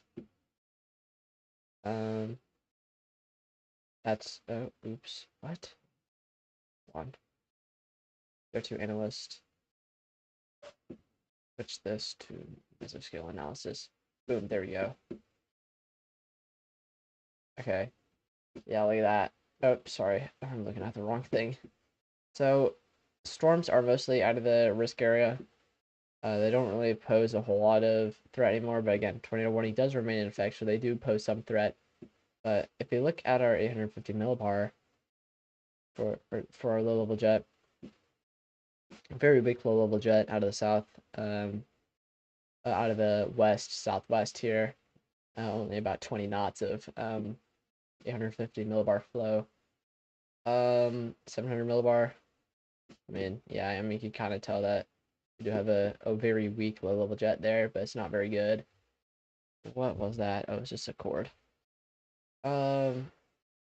Surface-based cape. Doesn't want to load. Yeah, we don't really have a whole lot of surface-based cape. I mean, we do have some surface-based... Wait, hold on. Where even is the storm? It's further north, right? Let me just double check. Where's Makita? Yeah, no, it's further north. Okay. Let me get another refresher. Yeah, not really still not a whole lot of 850 millibar flow, but it is very close to the... It's actually weaker compared to further down south. We have about 15 knots of 850 millibar flow, but it is closer to the surface low. So we're gonna have a little bit more synoptic lift overall. Same with 700 millibars. Hello. STN guy. Sten guy 77. Welcome. Sorry I butchered that name.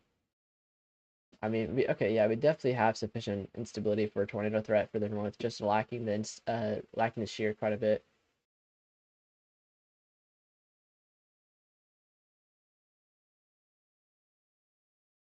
We don't even really have like great effective storm relative velocity or directional shear across this region. We really don't.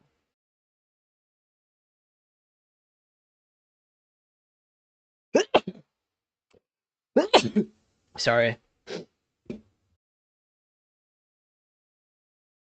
So very marginal tornado threat. If the tornado is going to be produced from this thing, it's going to be very brief. Let me switch back over. All right, there we go.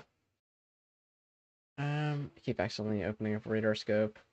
Where's the velocity is working? Okay, velocity is working again. But again, tornado warning does remain in effect for Makita.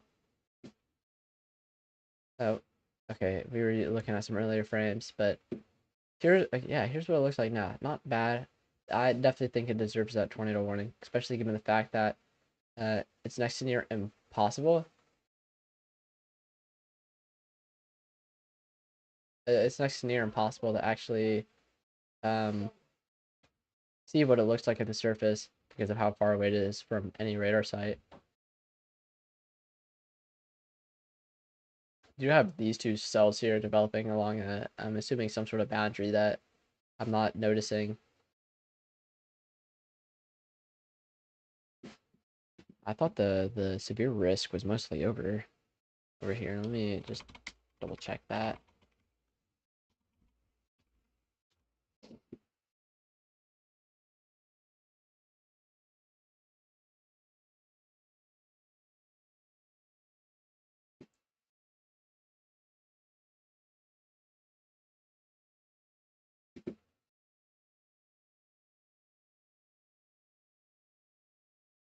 Nah, I spoke a little too soon. Still have that severe risk on set for this region. I think earlier models were showing a bit, it was kind of functioning, or sorry, there, what, I read function somewhere and it just locked into my brain and I said it by accident. What am I trying to say? It seemed there was a lack of convection overall, it appeared. That seemed dysfunctional. However,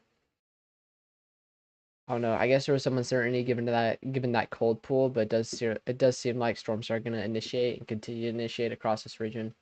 So should certainly try to watch watch for some sort of tornado risk. Sorry. Um, Especially given a very weak low-level jet and sufficient instability across this region. Definitely gonna be sufficient for some sort of tornado threat across Minnesota. We did the forecasting earlier in the live stream. If anyone is curious about that and they want to tune back to that, we did the forecasting earlier.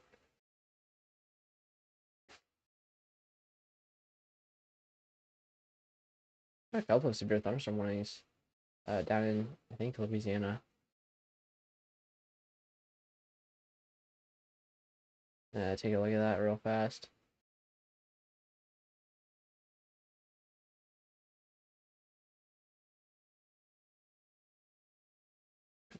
Great. Another one of the United States' biggest radar holes, right on the Arklatex border area. Yeah, it's just mostly damaging wind gusts, 60-mile-per-hour winds, maybe a little bit of embedded hail, but mostly just damaging wind gusts.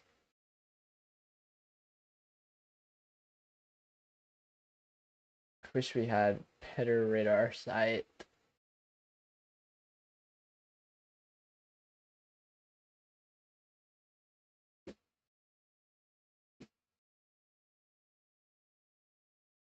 But we don't have any better radar sight. We're kind of stuck looking at it from this distance.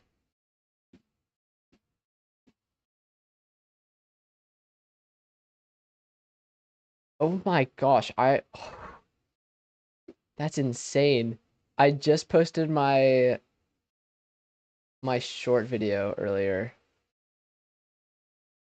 and it's already like it's already whew, it's insane. It's already got a ton of a ton of views.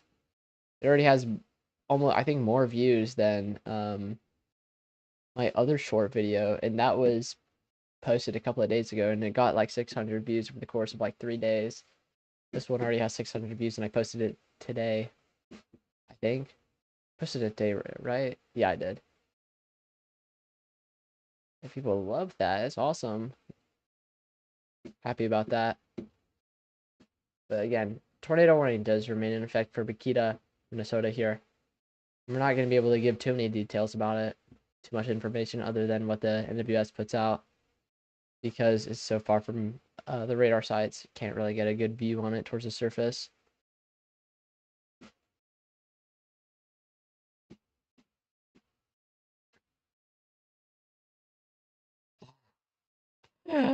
Oh no. There's no way. Oh man.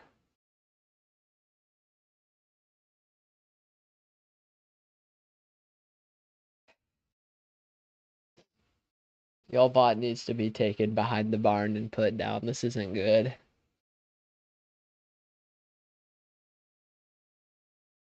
Y'all bot, I guess earlier today, I think, posted something somewhere. I think it was on Blue Sky, where y'all bot posted, someone, I guess, submitted a photo of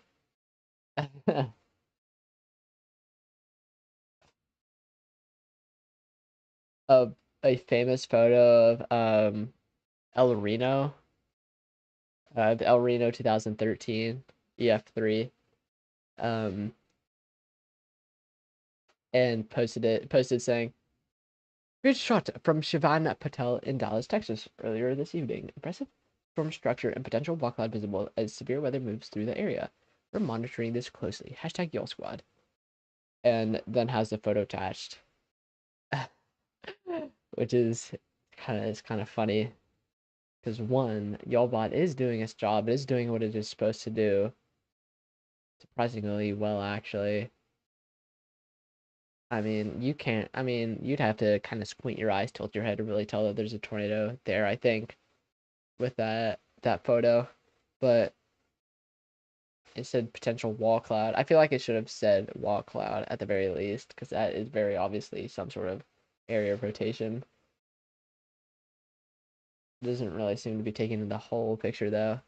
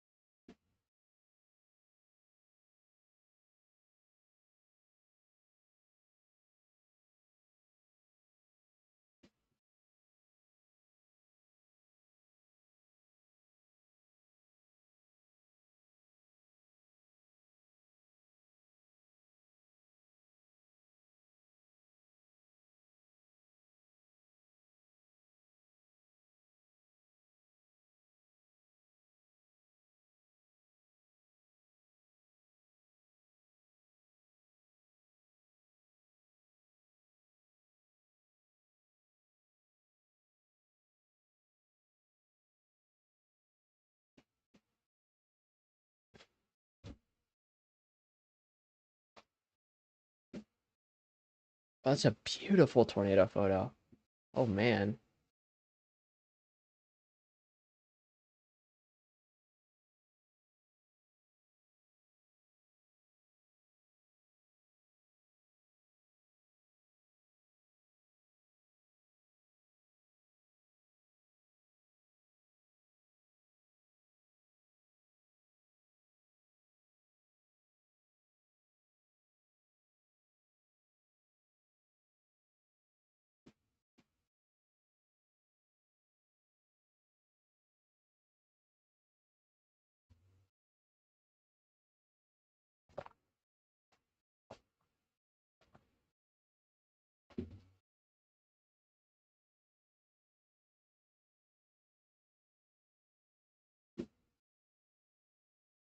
Again, tornado warning does remain in effect for Bakita.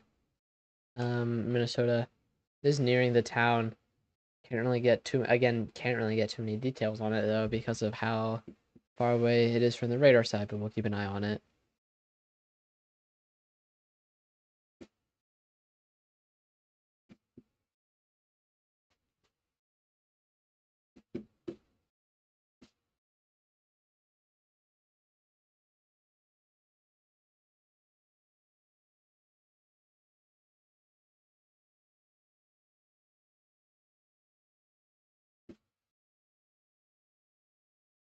What's this? Oh, that's the current live stream. I don't really care too much about that. I'm trying to get rid of what I don't need because I've done like back to back to back live streams over the last 3 days, which I'm fine with. I mean, they can be a little annoying whenever no one really tunes in. But I mean, I'm kind of used to that at this point.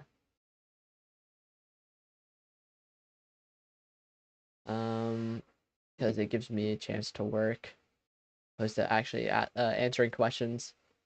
Um, because I do have stuff I am trying to do.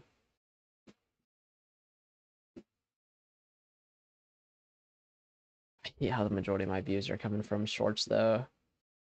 Don't really like that.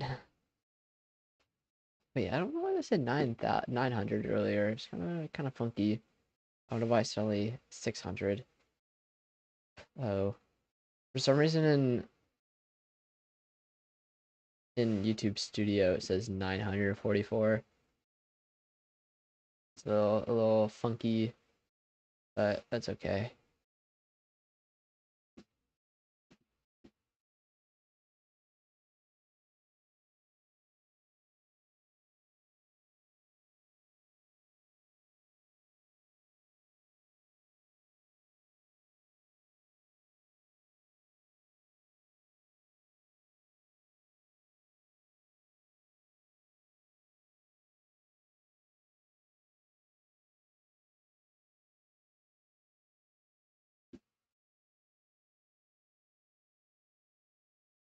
But I am trying to make content more often though, so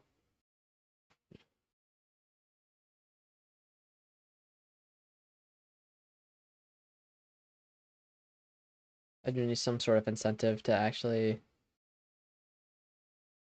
make videos. This is my incentive.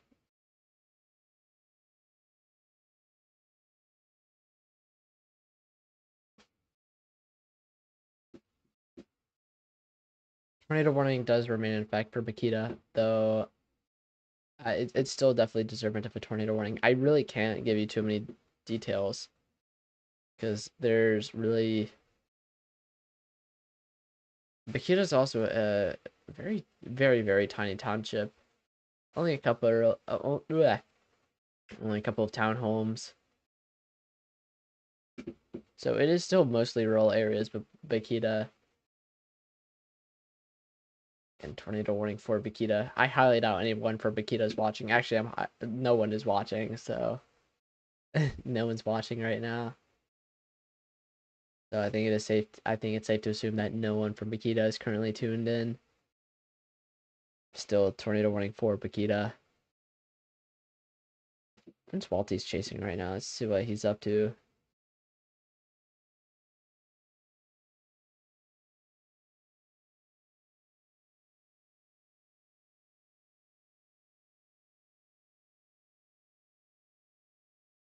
He's just chasing.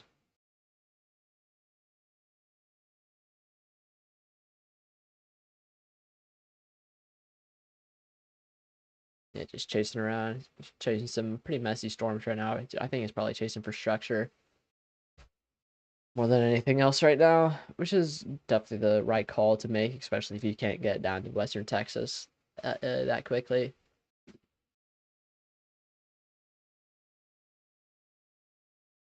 Speaking of Western Texas, let's look at some of these other storms.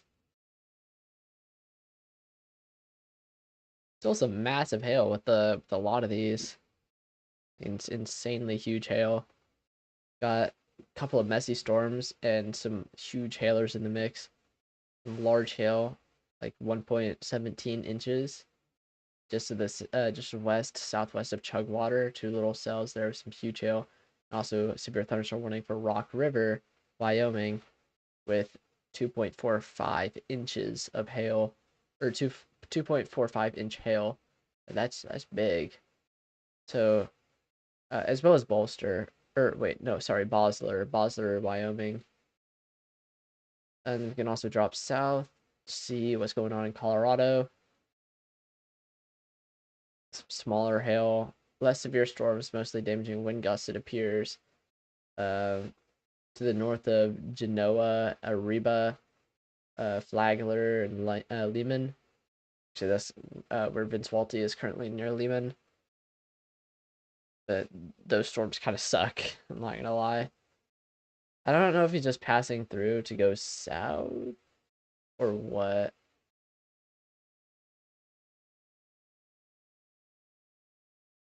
Unless he went north for these storms. He said he ditched the Pueblo storms, I think. I don't remember if he, I can't remember what he said. I don't remember if he said he's going to Pueblo, if he ditched it for Pueblo, but I don't know what he's gonna get out of these either. Let's see. That's what weather models are for. Get pivotal weather a good old check.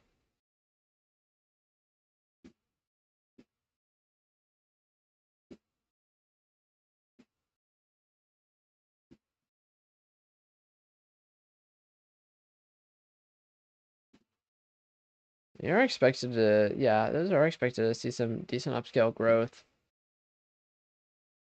later on in the afternoon, it appears. Either of these storms or these as well. Could be either or. But it is pumping out a solution where the storms to the north here in Wyoming kind of form an MCS and race their way southeast, probably turning into more of a damaging wind threat. Oh, there's a tornado warning for western Texas. I missed all these severe thunderstorm warnings. Oh yeah, but you look at that. Severe thunder, sorry, tornado warning for Lum's Chapel and Withdrawal. If you live in the affected area, please take shelter immediately. Again, that's Lum's Chapel and Withdrawal, Texas. To have some very obvious rotation here. No indication that's currently on the ground based on correlation coefficient, but definitely rotating and could put a tornado down at any time. Definitely has that, not, I wouldn't say textbook, but a classic supercell sort of structure here, that hook and inflow channel. Rotation does appear to be getting more messy, but don't put your, I wouldn't put your eggs in, I wouldn't count your eggs before they hatch though, so just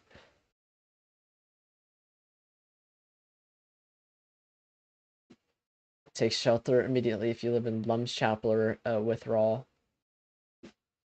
2.63 inch hail on this storm in particular. So even if we don't see a tornado coming out of the storm, which you should be sheltering for, regardless of whether or not one's on the ground, may need to shelter, or at least get indoors from this huge hail that's gonna be coming through.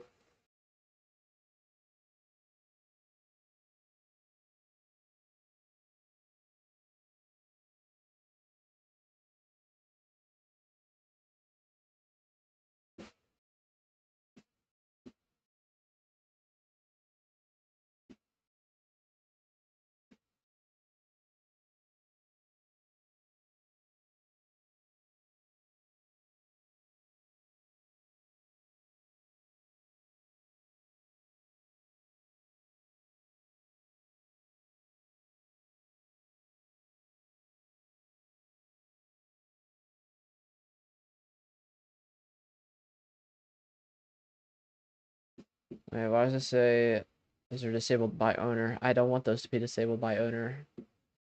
How do I turn that off? I want to be able to see the dislikes.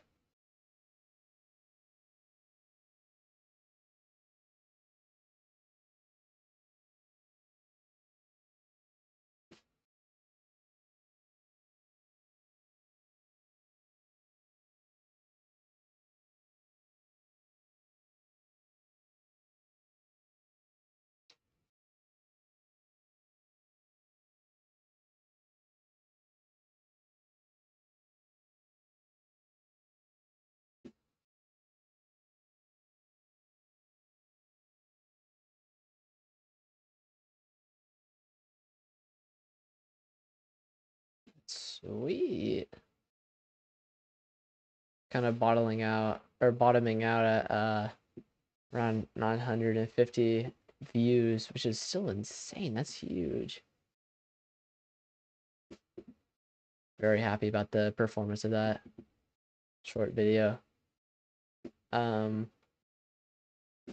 Again, tornado warning does remain in effect for Lum's Chapel and Withdrawal, Texas. Rotation still doesn't appear to be the best. It's very messy. But again, don't count your eggs before they hatch, because even if there isn't a whole lot of a tornado threat immediately, at least immediately from the storm in particular, could wrap up, time back up, produce some sort of tornado risk very quickly, especially given the instability. Well, it would be more, well, that would be more driven by shear, but I mean, we certainly have sufficient shear.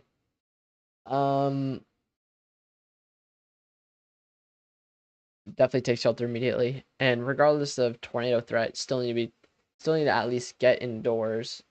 But again, take shelter because of tornado threat, but at least get indoors, because of the huge hail that's gonna be on the storm now, indicating up to 3.14 inches. That's huge. That's huge.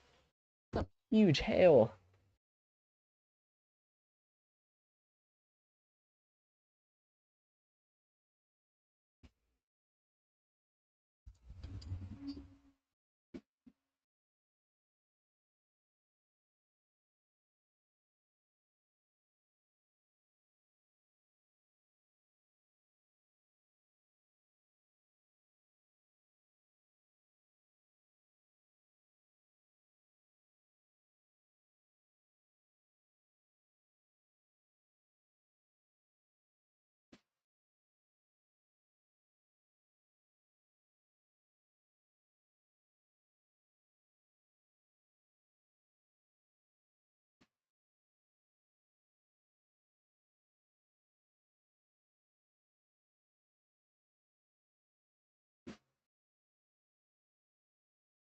Let's check back up on tornado warning up in Minnesota. It is still there. Yep, tornado warning does continue for Bakita.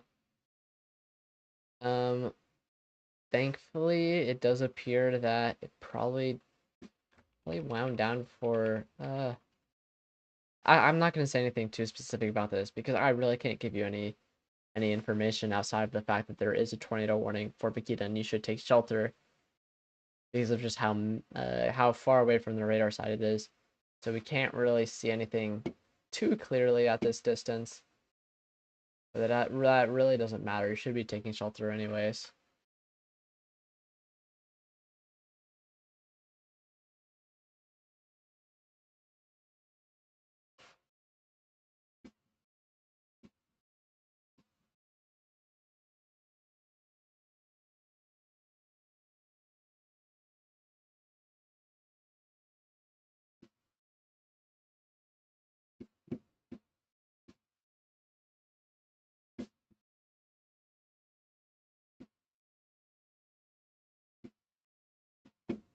All right.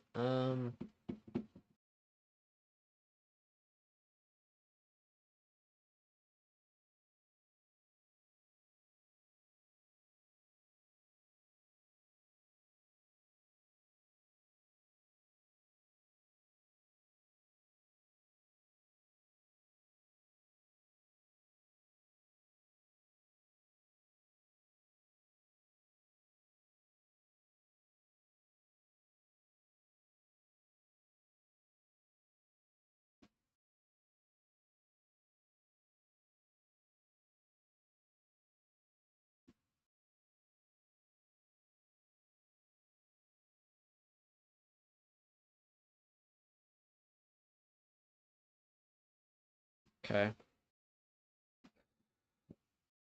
I'm gonna upload this real fast. I am kind of behind on uploading it.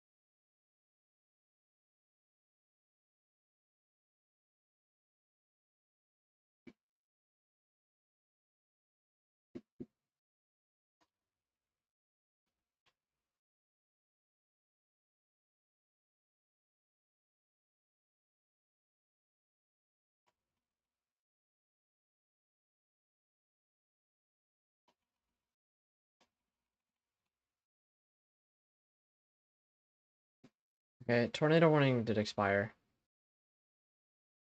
But there is still a tornado warning further south, so we'll take a look at that. I don't know how long it's been expired. I've kind of been working on some other stuff right now.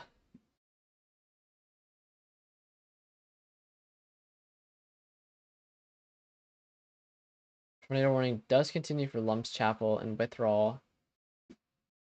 Appears to be that this is probably the new couplet taking hold of the mesocyclone. Probably going to be what's driving the tornado warning from now.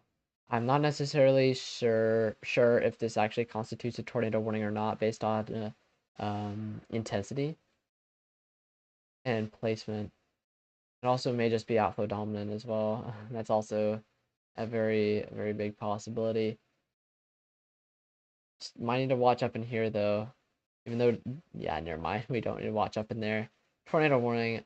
Yeah, tornado threat seems to be negligible for this storm now.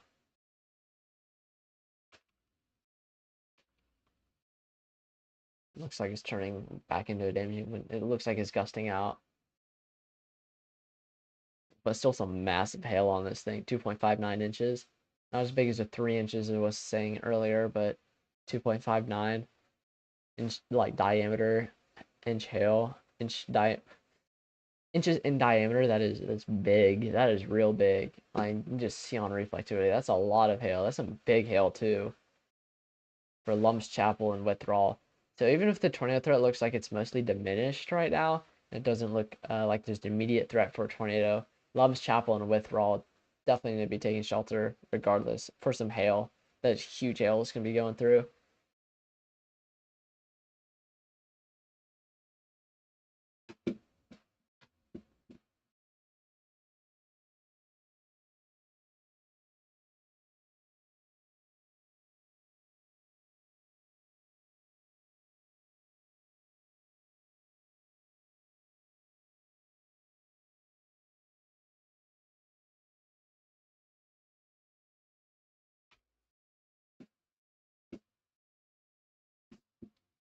And Lum's Chapel and Withdrawal, definitely a big threat for hail.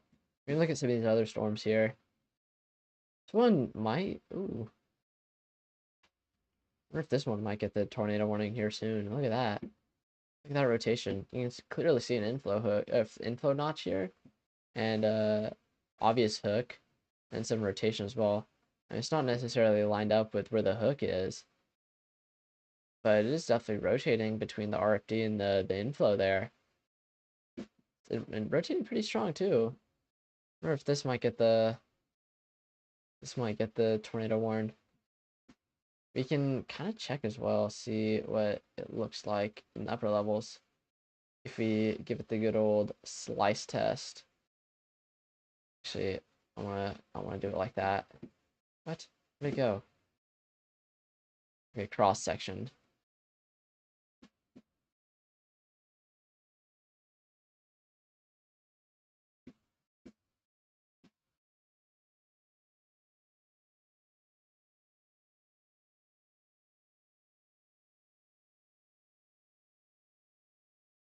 It's not showing you the volume explorer for some reason. Annoying. But okay, I'll look at it and then I'll report back. I need a different slice because the one I got was dumb.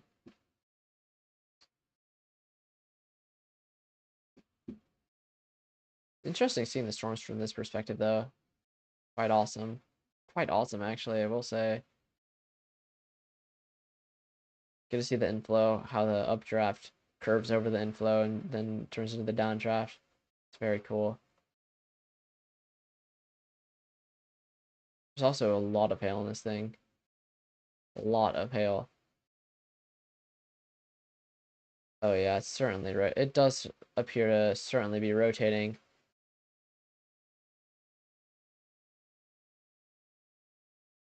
I wonder if this will get the tornado warning. We need to watch this.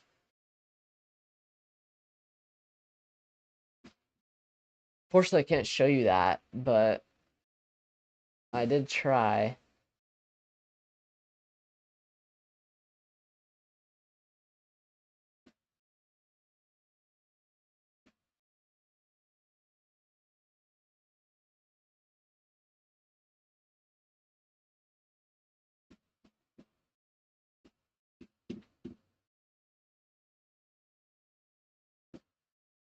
Some very large hail in the storm too. 3.18 inches. It's big. Some decently sized hail in this storm to the north of Happy, to the south of Og. There's some odd town names. 1.52 inches.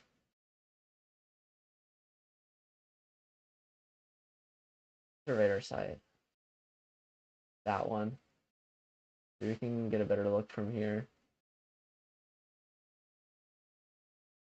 Still looks to be a lot of the same. Yeah, some big hail in there. Look at that. Look at that correlation coefficient. There's no longer tornado warning, so we can remove that. Let's go up here. Yeah, no signs of any sort of tornado threat right now. Actually, barely looks like there's even any, remotely any directional shear in the atmosphere right now. There's no obvious threat for any tornado, at least right now, until maybe the low level jet kicks in later. It's also kicking out outflow boundaries like crazy, so very outflow dominant storms, also hailing as well. Very much just a threat for large hail. And then to the north here as well. Phew. Some big hail. 3.8 inches, 3.08. Sorry, not 3.8. That'd be even bigger. These storms up here aren't looking as good as they were previously. These might turn into some sort of MCS, though, is what models are calling for. Storms organizing some sort of linear feature that moves south. And there's a severe thunderstorm warning up in, sorry, northwestern Minnesota. God. I don't know why my stomach hates me right now. And I don't know why I'm making these sounds either, but it's like I'm trying to hiccup, but it's not letting me. Severe thunderstorm warning for appears to be mostly damaging wind gusts. Yeah, 60-mile-per-hour wind gusts. Some relatively small hail. Holy cow, for some reason I thought this was a massive severe thunderstorm warning, but it's not. It's the slight risk outline. It's funny. But yeah. Still need to monitor here for isolated tornado threat.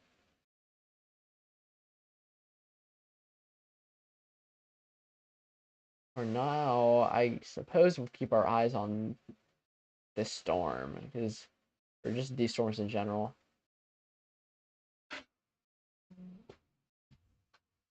Sorry, my dog wants in. Oops. All over. Come on, come on.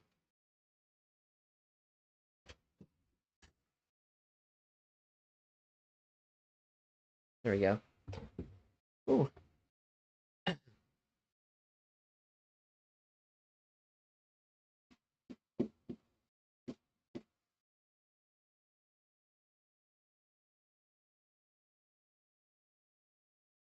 This is still only considerable severe thunderstorm. Still only considerable.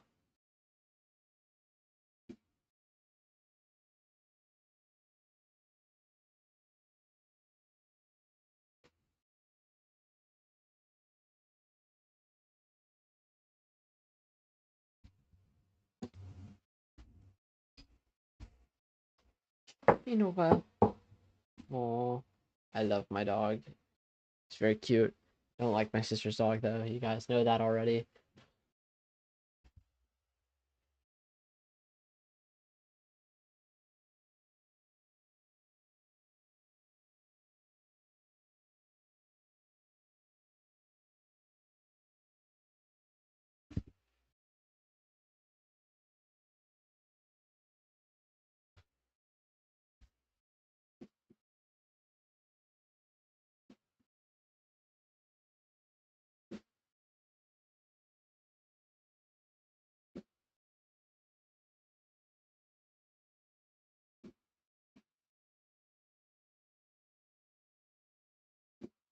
I do need to have a bunch of extra thumbnails I really don't need. Don't need these. Oops. Don't need these. Don't need this. Especially don't need that. It's a huge, huge little file that I do not need. The storm chasing thing. I can get rid of these as well. They're already on YouTube. Oh, yeah, I'll get rid of this too. I don't know why I was holding on to that. I'll keep the thumbnail for today, though, because I don't know if there might be issues with it later, and I don't know if I'll need to have it for something. But let's see here. Go to screenshots.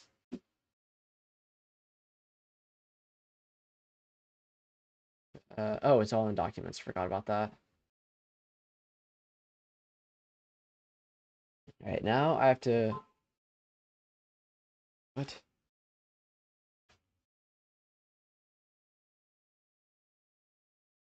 Oh.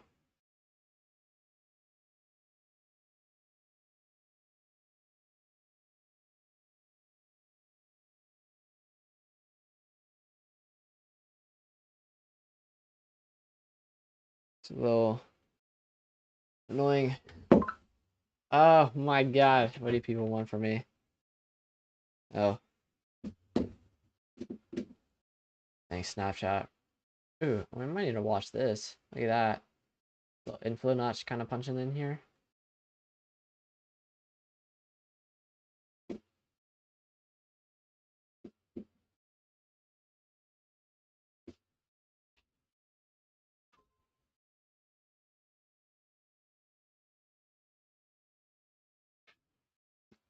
And I keep getting. What, dude? I really don't want my sister's dog in here. He's so annoying. Oops. Sorry.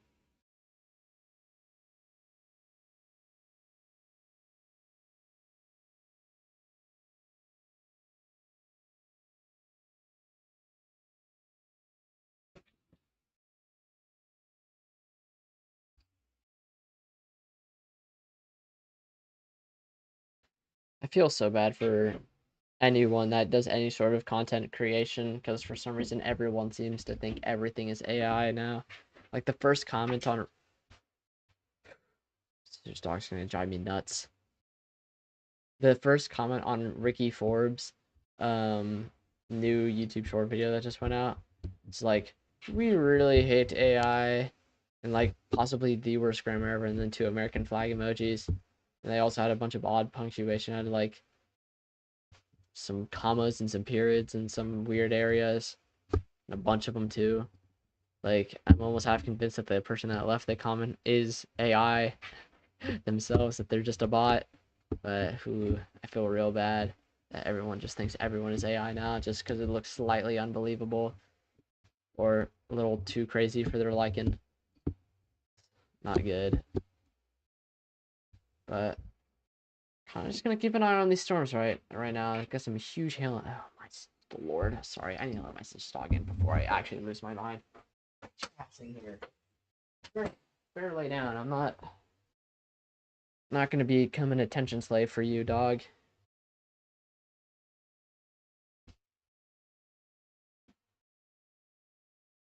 Swear one of these days I will end up going on a rant about this dog and why I do not like it, but for now I won't have that on my channel.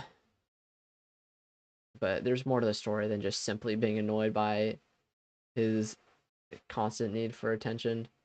There is more to the story, I promise you.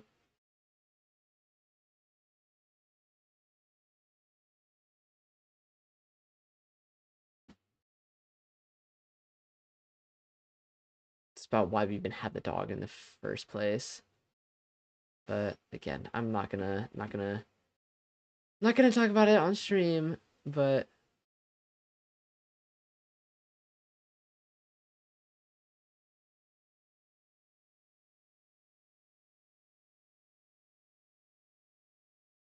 10.5 hours. Oh my god. I would. I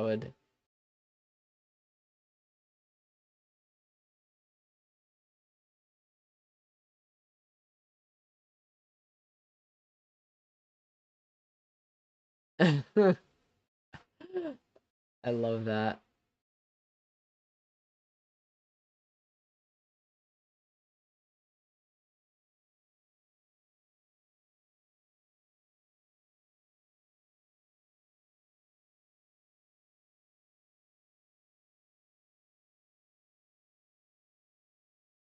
Sorry, there was something else.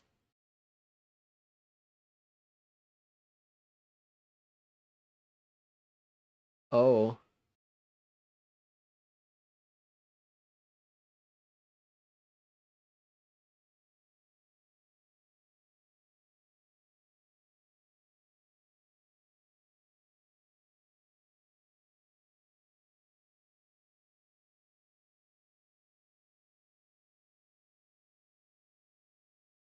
So no tornado warning elsewhere. Got a couple severe thunderstorm warnings down here though. Down in the Arklatex area. Kinda I think we looked at them earlier, but just in a bad spot to look in. Got some prefrontal development, but mostly damaging wind gust threat. Maybe trying to get some embedded rotation going on, but there's really not the shear for it. Across the Arklatex region, mostly just a damaging wind gust threat there. Damaging wind, severe damaging winds. Hmm.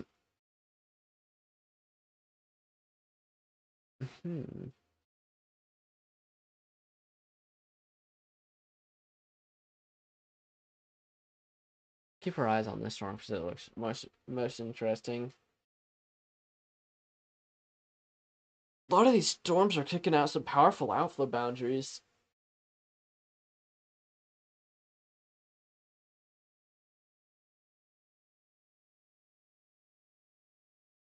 Like this one did, I think.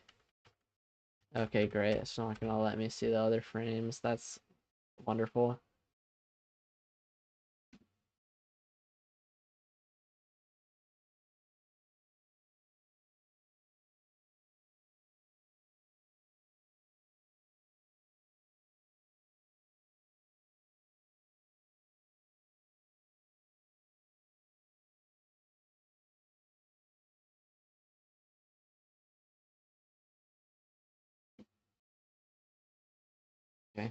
Um, be funky.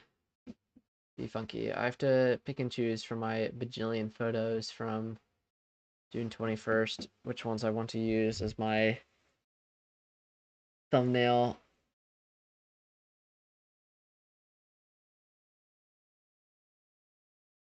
That's the 22nd. What? Wait. Oh, because that's from the 17th.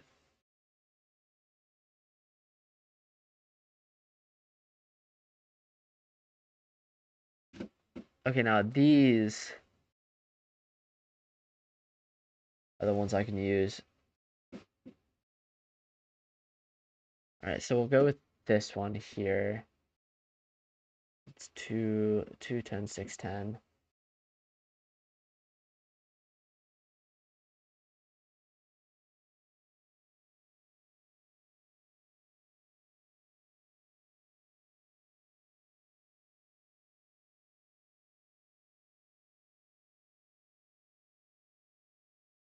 Actually, let me just look through them, make sure there's not any better ones.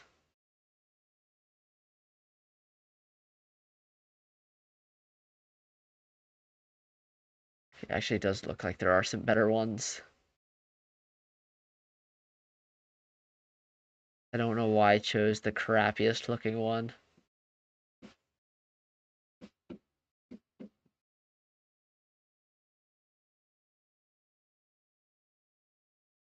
Actually, okay, we'll go with this.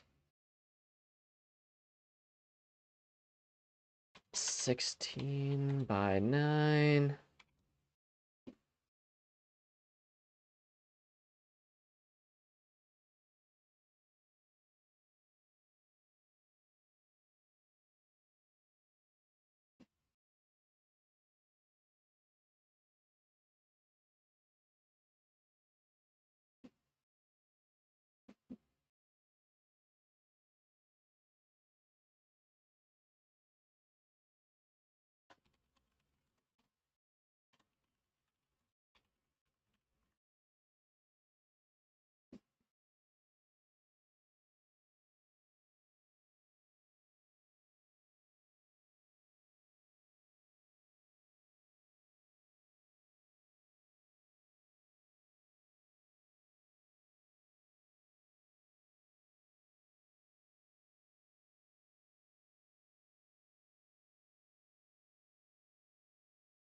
Red certainly blends it too much. Yellow will also do the same.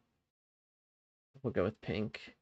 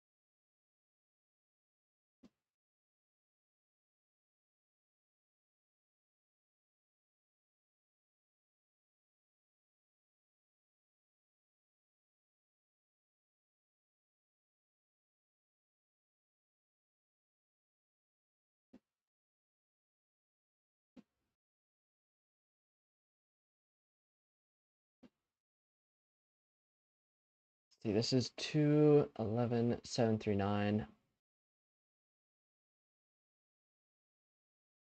211,739.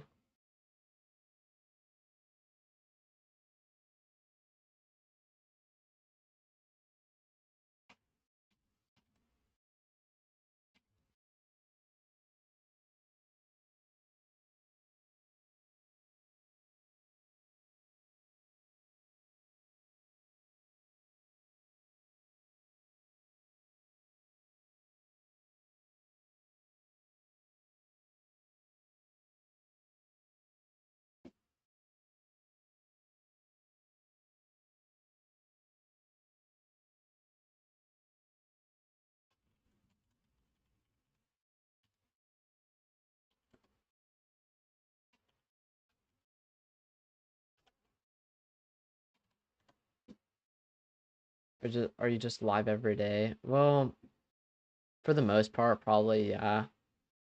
Probably be live probably every day, depending on how I feel. Simply because, well, I need to get my numbers up. I really do. I need to try to start making money off this channel. I can't do that if at 400 or something subscribers. So I kind of do need to grind.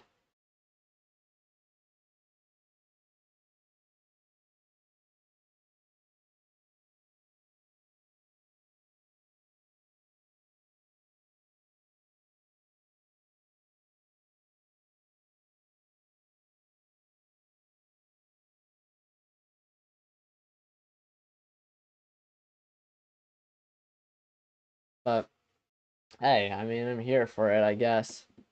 I suppose. This is what I do. This is what I do. And I'm hella fucking good at it too.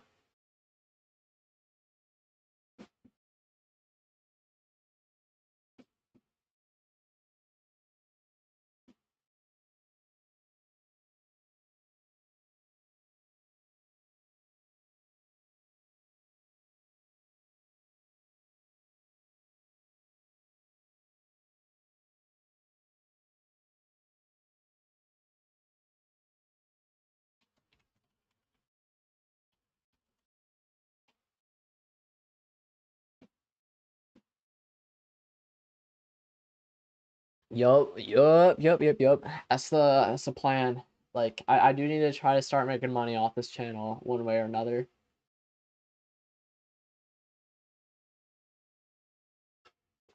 I'm not letting 3 years of experience and work and dedication to this channel go to waste just because I felt burnt out between 2022, 2023, most of 2024, most of 2025. Wait, sorry, not 2023. Just because I felt burnt out between through 2024 and 2025 and the beginning of 2026.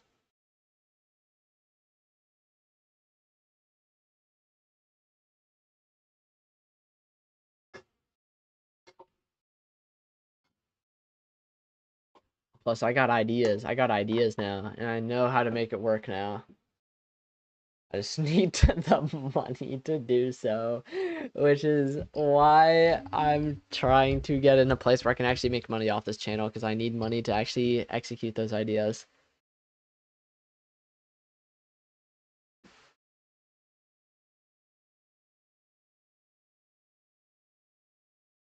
I mean, I do have a job and stuff. I was just at work earlier today, but for some reason my paycheck didn't come in today.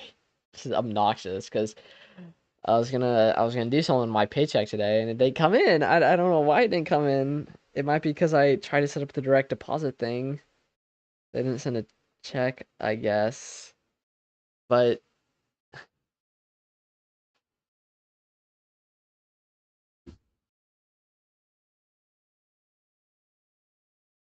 oop. Yeah, I know, but so does also just being consistent with it.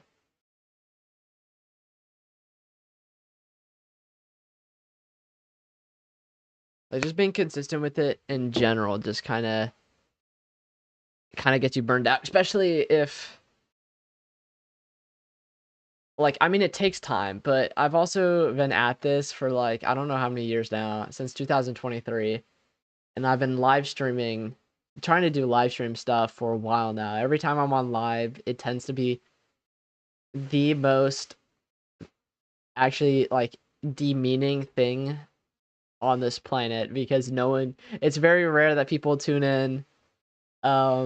So I'm mostly kind of just talking to myself for hours on end. Um, but hey, I mean, the longer I talk to myself hours on end on live, the more opportunity it gives for people to actually ask questions, tune in, and get interested and grow the channel. So, I mean, I'm having to get used to it one way or another.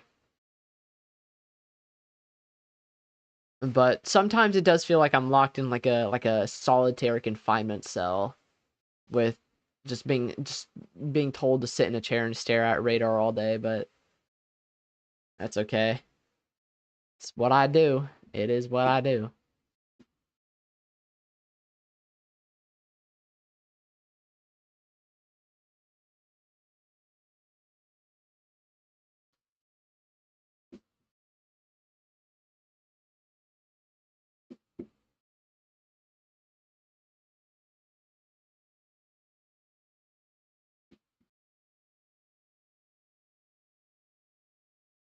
Maybe try to make clips that could be funny.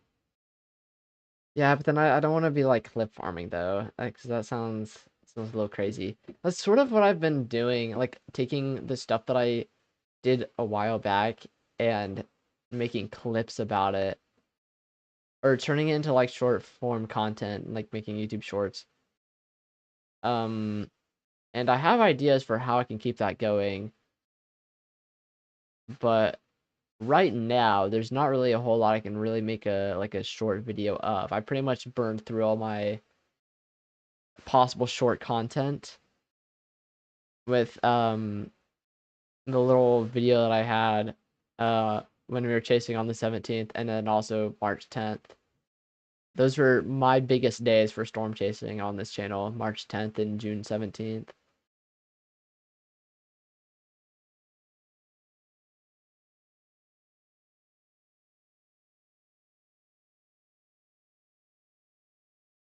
As for the paycheck thing though, you got a funny video. You got a funny video of me. Of me. Little old me, you got a funny video of me.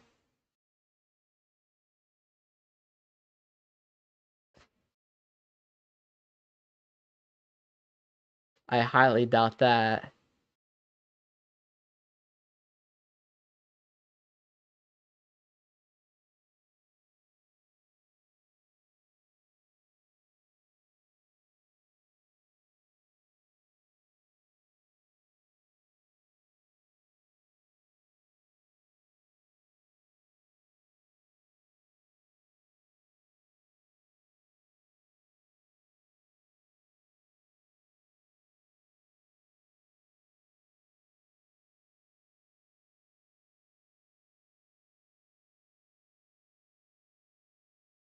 You did an accent. Yeah, for some reason it just that does that sometimes. It just does that. Like I don't. I was talking to my dad about this in the car because he was talking about how I don't really have a southern accent, even though I'm from the South. And I told him like, oh, it just sometimes happens. It just sometimes occurs. It's like a quick time event. Just sometimes happens, and there's really no way for me to stop it. And I guess it just happened.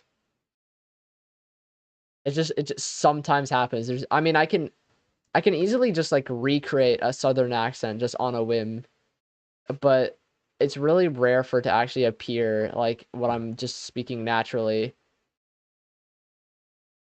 Like I can easily force one, but it doesn't sound as natural.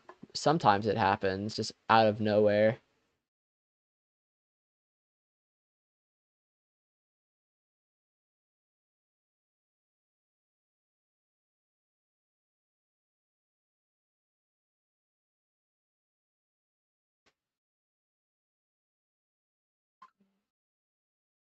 That's so real. Yeah.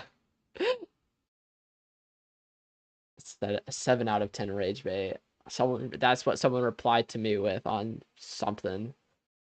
Let me check. What was I doing? Said about it's not even rage bait, my guy. That's just the truth, the cold hard truth. Oh man.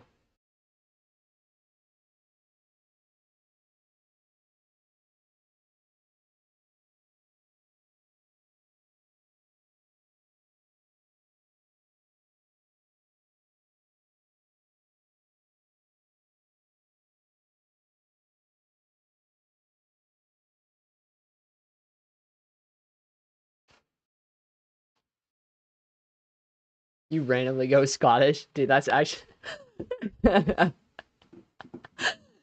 actually hilarious. I've never heard you do it though. And then you sent me the thing. Let me see. Oh,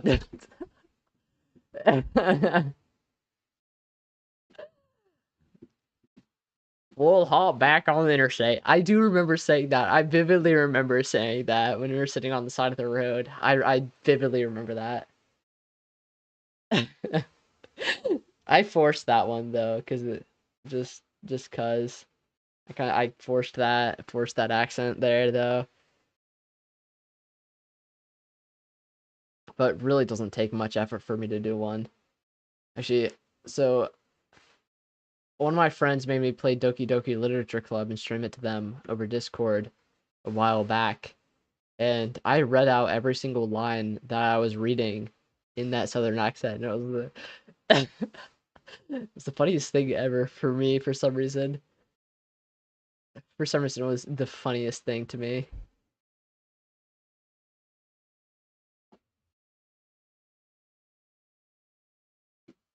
It is funny. I do love it.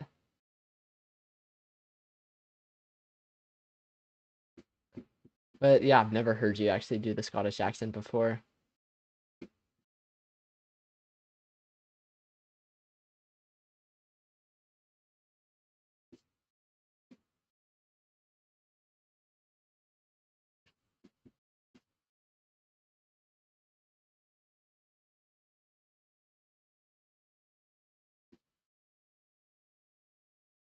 But right now, I am working on a thumbnail for um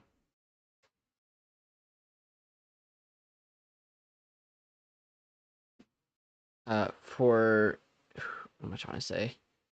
The rerun of the live stream of the outbreak that we had 2 days ago, the 21st.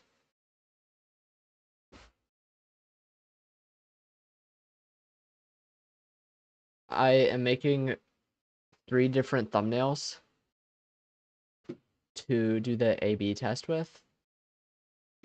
ABC test or whatever you want to call it. I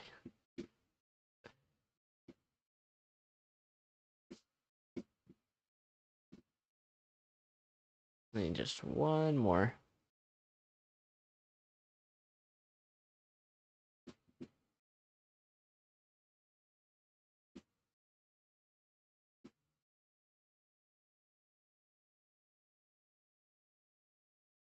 If you say Scottish or vodka for some reason, you'll do it in an accent.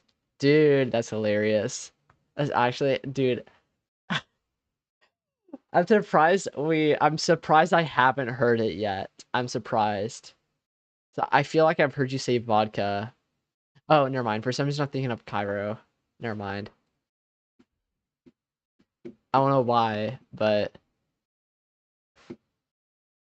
I was misremembering something between you and Cairo. Well, between me and Cairo.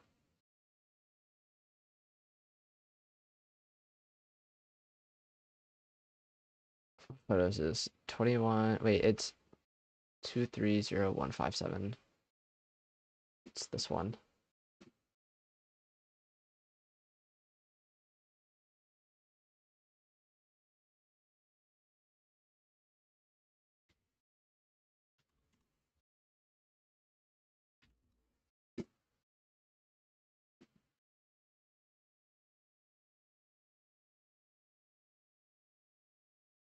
Ooh, that's a sweet thumbnail. I love that.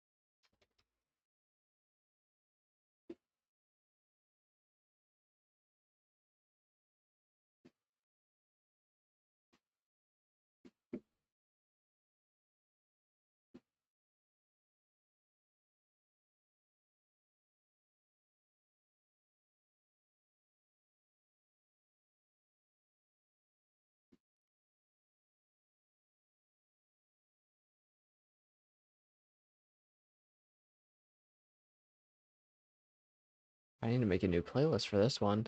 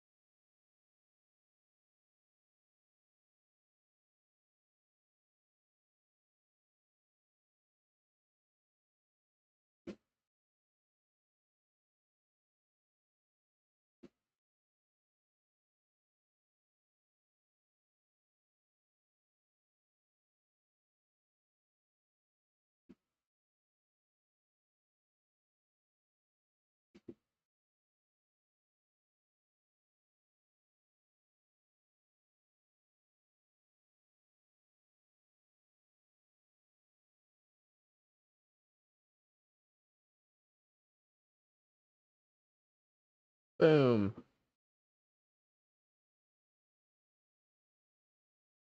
New video out. Sweet.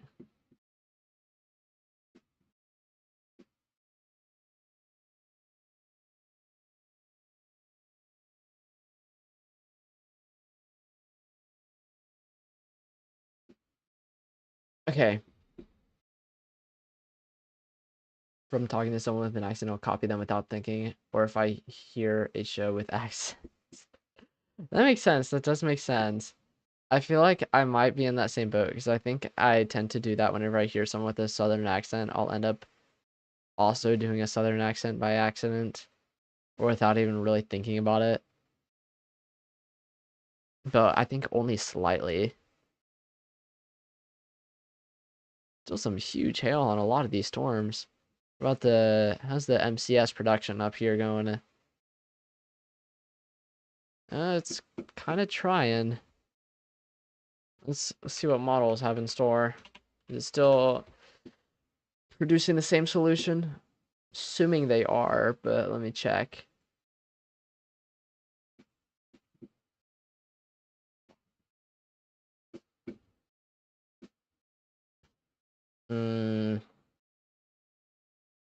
It's not as potent as earlier.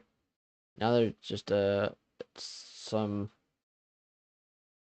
Yeah, now they're just some very potent outflow boundaries. Like, oh man, those are some crazy outflow boundaries. But what it is getting us at here is that down in the, hold on, I'll just show you guys. Let me switch to this. Okay. Second, switch to HRRR. Wait, I don't know if I want that HRRR. I have two HRRR. I want SPC mesoanalysis. That's what I want. Okay, boom. Here we are. HRRR, most recent. It's no longer looking like we're gonna see a crazy MCS be pumped out of Wyoming here. Definitely see some upscale growth as we move south. More widespread rain showers, with some embedded hail and damaging wind gusts, severe damaging winds.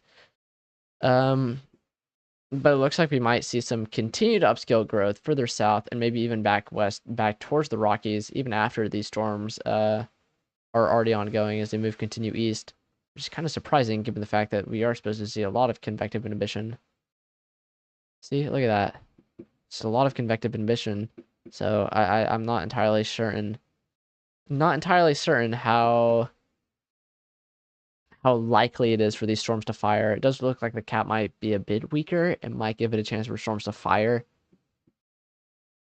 Though I'm not sure if there's even really a boundary. There's sort of a boundary. It's a little bit of a dry line, I think. If anything, they could just fire off the outflow boundaries that are being shoved off those storms. The current storms that are ongoing, they may fire off the outflow boundaries. I could see some later development further into south central, and southeast Colorado. However, the current round of severe weather that's currently ongoing across the Texas Panhandle, western Texas, does appear like it is going to be the last and slowly die out over the next couple of hours. Doesn't really look like there's going to be any more upscale growth as that cap gets put back in place. Severe weather that's currently ongoing back towards the Arklatex region is likely going to continue to dissipate. May see some more upscale growth as the boundaries draped across Oklahoma into the Arklatex region, where we could see maybe some isolated hail and some strong damaging wind gusts. But it appears that those storms are probably going to move back down to Mississippi. And some of the Dixie states have some rain showers and some gusty winds. But we might see a big MCS like feature, probably not an MCV, but probably a MCS at the very least, or just at the very least, just some sort of system with gusty winds, very heavy rain showers, definitely a flooding threat that's going to exist with this as it moves into Kansas and Oklahoma.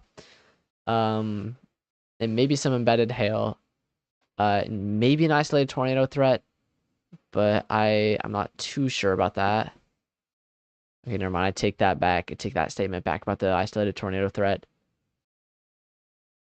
That sounding put me in my place. And that atmospheric sounding. So yeah, just some gusty, damaging wind gusts and a flooding threat on top of maybe some isolated hail and heavy rain showers as the system moves into Kansas and Oklahoma.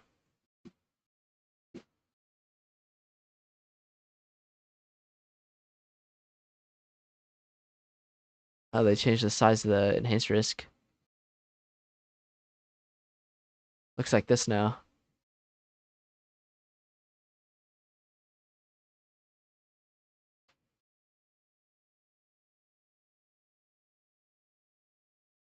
It's no longer extending into Colorado, or sorry, not Colorado, into Wyoming.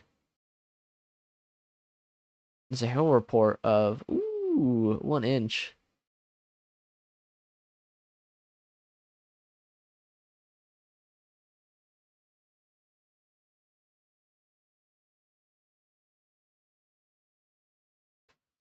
Kind of find it funny that they just put boxes of severe thunderstorm warnings around these storms. They're not really giving them a polygon. I mean, they're kind of slow moving enough for them not to really deserve a polygon. I mean, this storm in particular has kind of been sitting here for a very long time. Only now do I think it's latched onto its own outflow boundaries, is beginning to move again.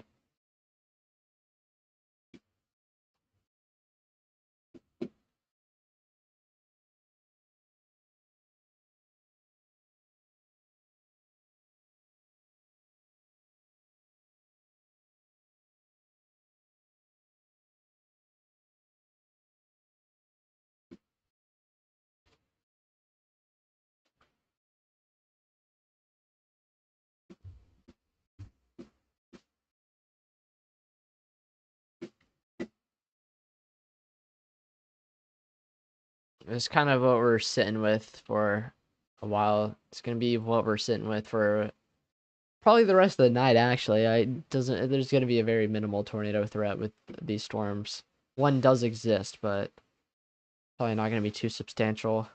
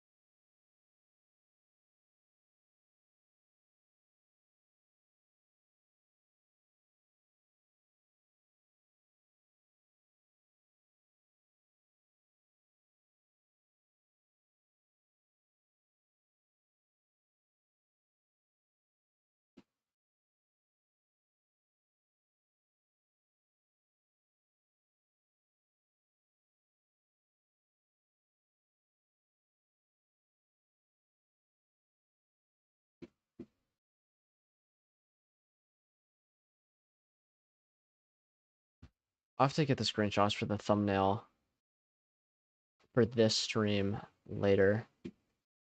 Well, I can actually probably do them because we really don't. We're not sitting here. We're kind of just sitting here doing absolutely nothing. I'm not gonna lie. I just like to have all this stuff on record. That's why I'm turning it into videos and stuff.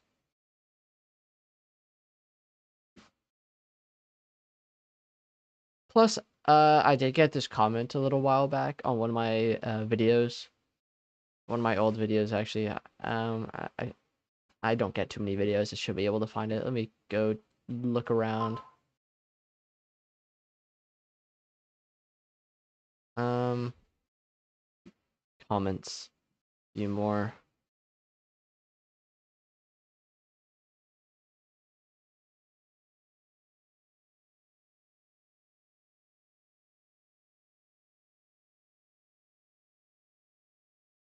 It's One Nation Weather. I haven't heard that name in a while. He's doing quite good.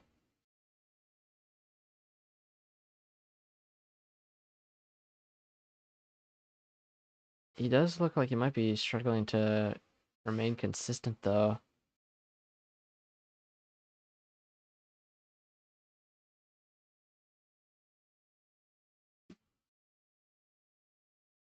Got 10,000 subscribers, though. That's not small potatoes. He's doing good.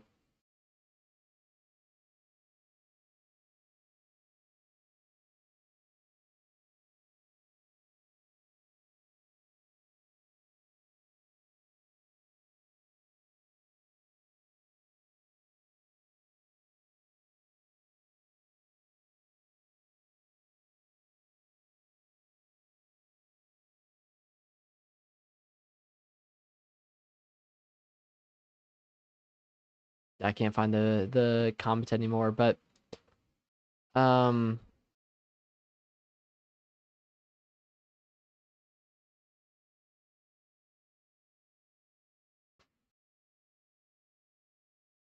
interesting.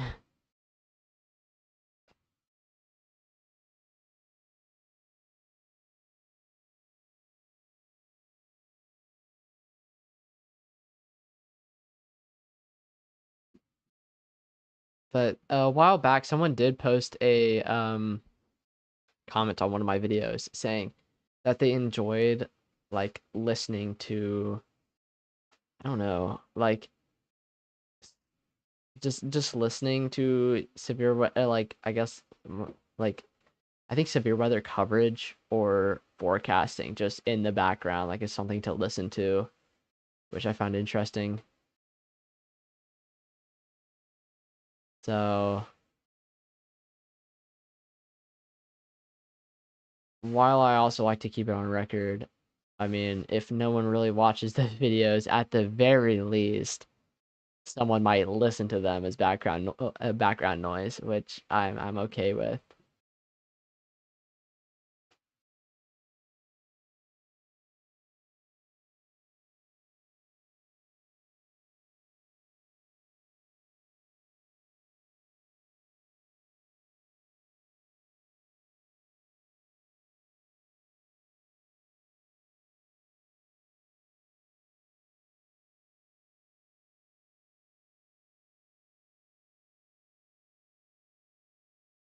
Oh, that's what you're doing right now as you play VRC. That makes sense.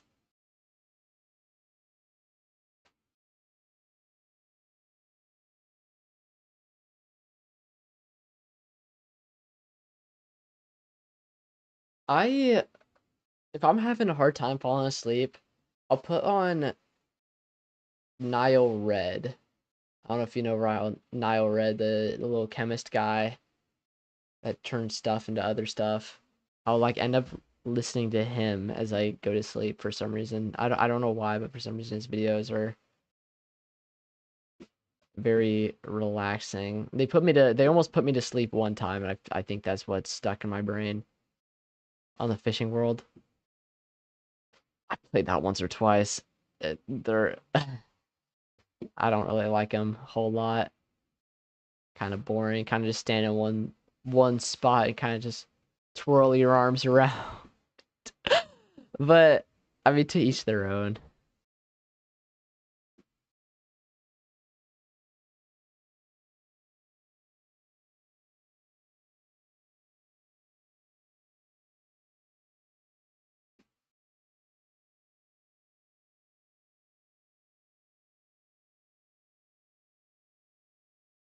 DVD size hail west of Canyon, Texas. Oh man, holy shit. That is a lot of hail and huge hail too. Oh, wait. Oh, that's Jordan Hall. Okay.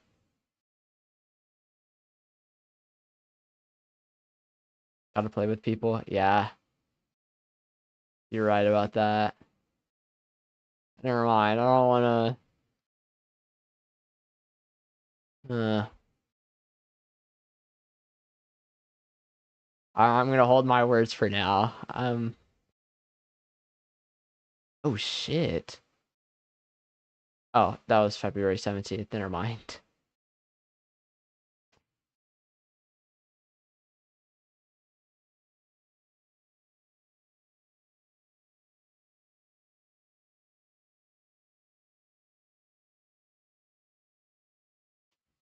I'm very jealous of all the people that are in that are out chasing right now.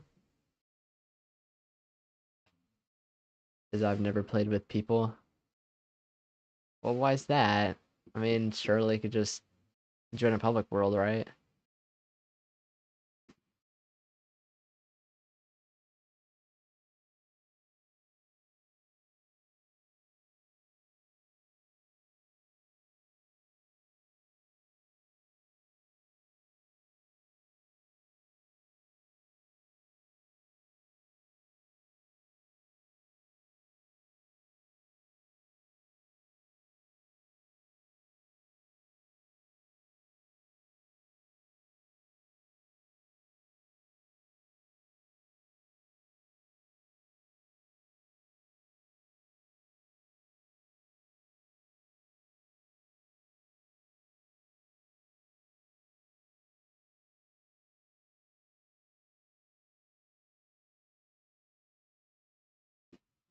This guy's a media tab? Oh my god.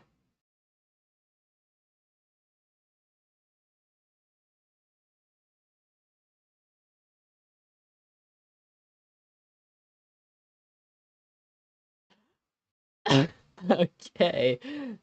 Don't want to play. Wait, what? Tryhards on a fishing game? How?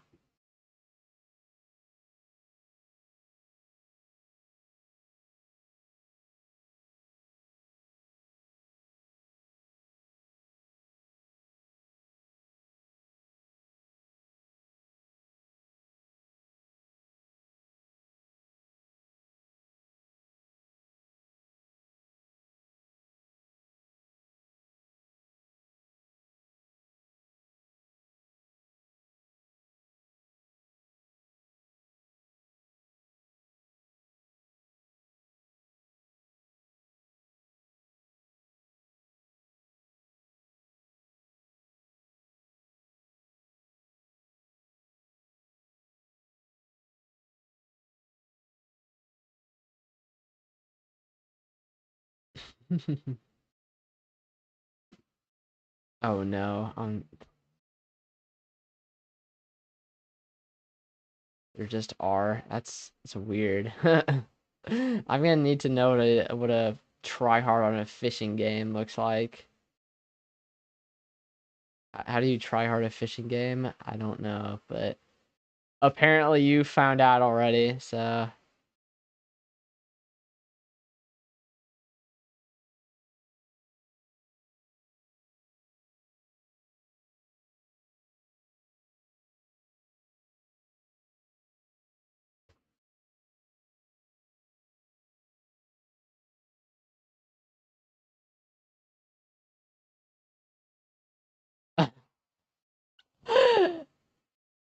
I'm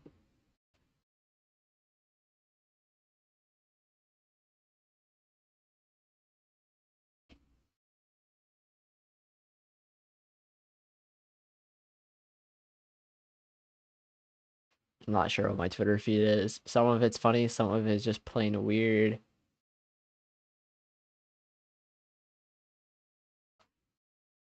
What?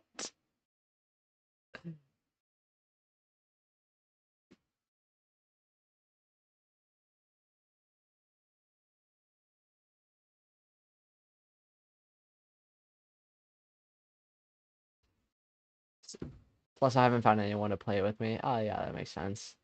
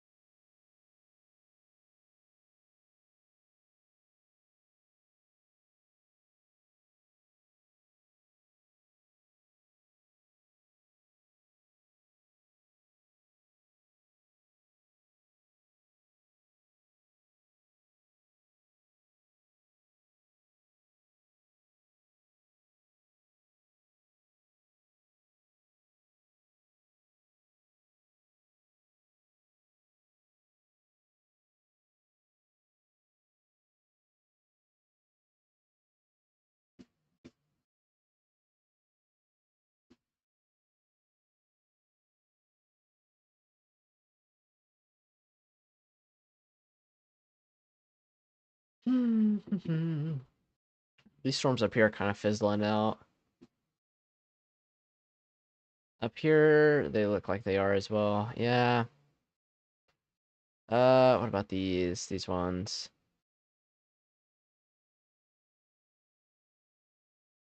Yeah, kind of doing the same thing. Dying down. The cap is taking hold. Still some large hail on these storms, though. About further south.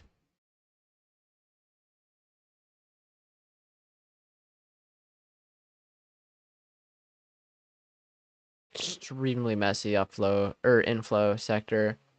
An updraft area, so probably not gonna see too much of a tornado throw with that one, despite looking like it has some sort of hook.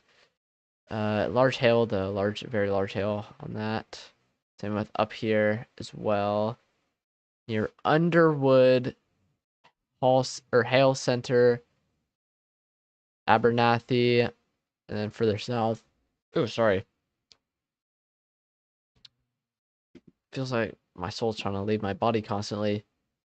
Level land.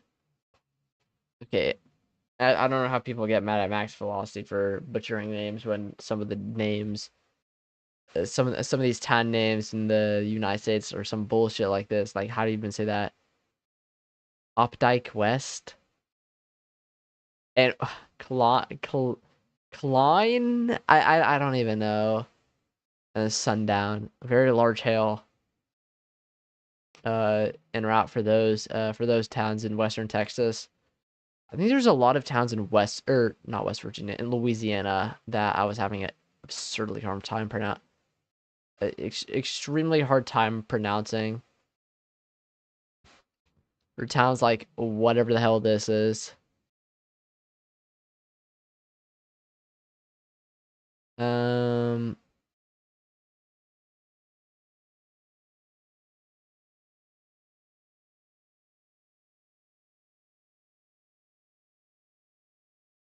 can't remember what state it was, but for some reason there was a state that had a disproportionate amount of names that were just impossible to read.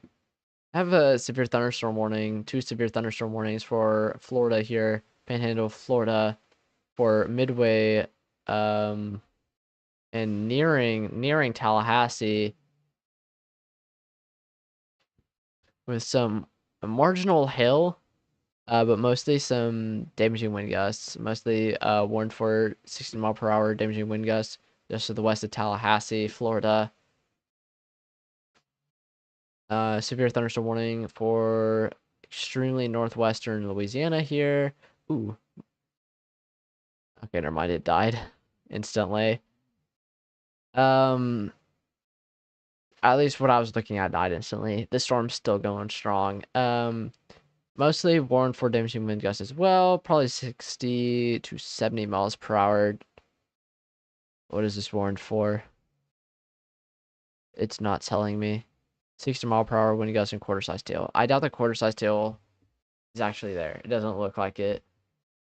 But certainly some strong damaging wind gusts with that storm. Like if you look at that bow echo. Also flash flood warning. Flash flood warnings behind this thing. Let's see. Back to Texas. Yeah, a lot of the same thing.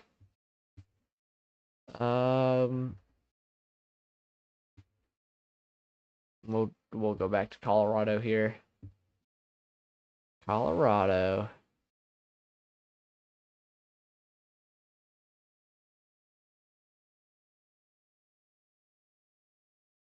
Oh man, I just realized we've been stuck on pivotal weather for a while now. Whoops. Let me fix that. There we go. Okay. I'll go back over everything I just said because I accidentally had a triple R covering the screen for the last, I don't even know how long. Roughly last 20 minutes, actually.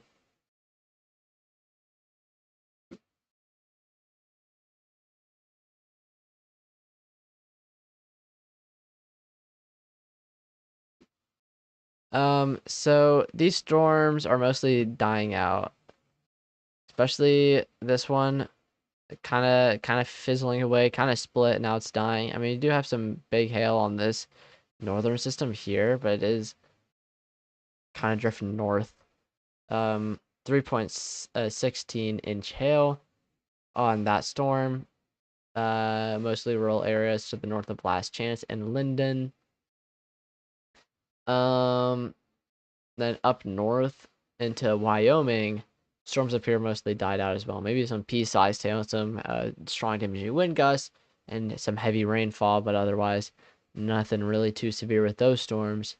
Further south, what we kind of been looking at least what I've been looking at behind the ACRRR till now, are these storms here. Got some large hail on these, 2-inch hail on this storm back towards just to the east of Wigwam. Just over the radar site, southeast of the radar site of KPUX, to the north of Boone and Fowler. Got some smaller hail on this, perhaps, but nice bow echo on it, so it's damaging wind gusts associated with that storm in particular. Down into Texas here, there's more shear, so some of these storms are kind of forming hook echo-like structures, but a lot of their like inflow sectors and updraft areas are not very organized. They're very messy. Like this is extremely messy. This is not conducive for tornadoes, but does have some big hail in there. It's calling for 2.37-inch hail on the storm particular at this moment, with recent reports indicating 2.75-inch hail. And that's for Sundown and Killarney, Texas. To the north, Underwood, Alley, and Abernathy. Got some large hail on that, 0.85 inch hail.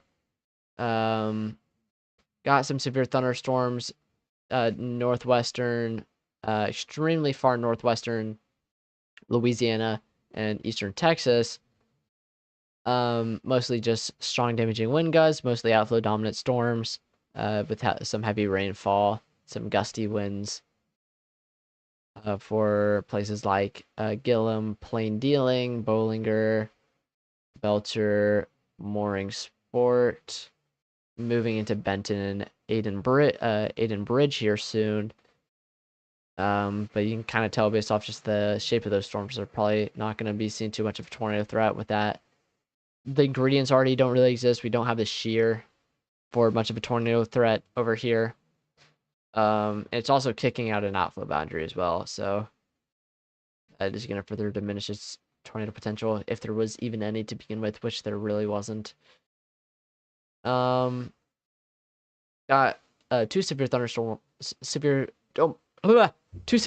warnings just to the west of Tallahassee, Florida, and Midway, Florida as well. Or it does include Midway, Florida. These are mostly just some gusty showers, severe damaging wind gusts upwards of 60 miles per hour. It is also warning for penny-sized hail, but I'm not seeing that. Just some heavy rainfall. There's a severe thunderstorm warning up in Minnesota. You can take us through real fast. Oh, it's actually near radar site this time. Severe thunderstorm warning for Fairfax, Gibbon, moving towards St. George, Lafayette, and Klausner, and New Ulm as well, just to the north of Sleepy Eye. With this storm in particular actually indicating 1.2 inch hail. And being warned for 60 mile per hour wind gusts as well.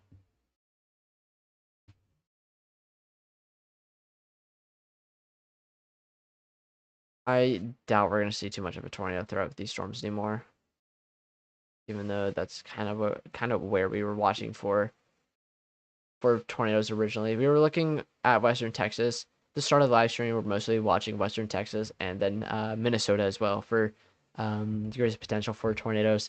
But that threat is mostly diminished. Now, the very rare possibility of an isolated tornado or marginal tornado threat does exist for some of these areas into the later afternoon hours, but it's really going to have a hard time persisting with the longer storms go on as that cap continues to get stronger and stronger across the region as convective inhibition just dog piles on top of these storms. That's why these storms are kind of dying out, because there's a lot of convective inhibition taking hold.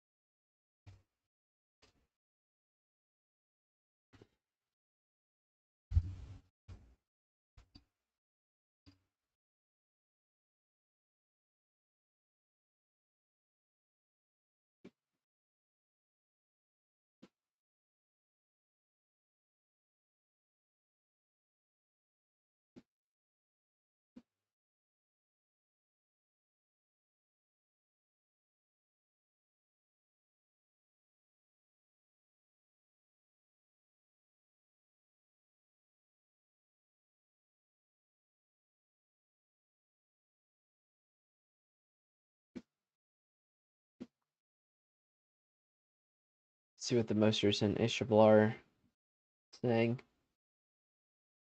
And it's still giving us quite a bit of upscale growth, mostly just damaging wind and hail risk.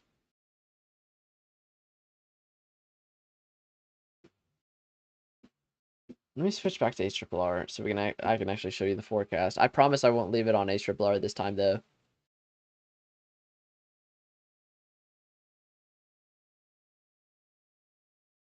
I have two HRRs open. Let me get rid of one.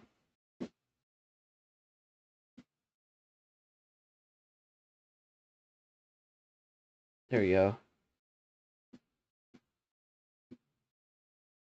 Most recent HRR run.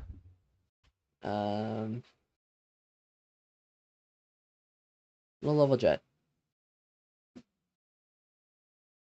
Gonna see a weak low level jet can persist across western Texas. Well, a decently strong low level jet persists across western Texas. However, shouldn't really see too much of a tornado threat given the strong convective inhibition that's going to be overlaying this region here soon. And already is actually. And then a very weak low level jet across southeastern Colorado, where we might have best potential for a marginal tornado threat. However, again, a lot of convective inhibition across that region. Maybe look at SIGTOR. What's SIGTOR giving us? SIGTOR has certainly given us the possibility of some sort of tornado threat materializing some of these storms. However, they do appear like they're going to be mostly outflow dominant. So if we are going to see a tornado threat, these storms, it's going to be very brief and very short-lived. But a lot of these storms might be quite explosive if they can actually get going, given the convective inhibition. If they can get going, because look at this, there's a ton of convective inhibition across this region. A lot. It's dogpiling our environment right now. It's not going to get any weaker either. The time we're going to see it get weaker is as storms move into southeastern Oklahoma, which I'm not going to be live for that.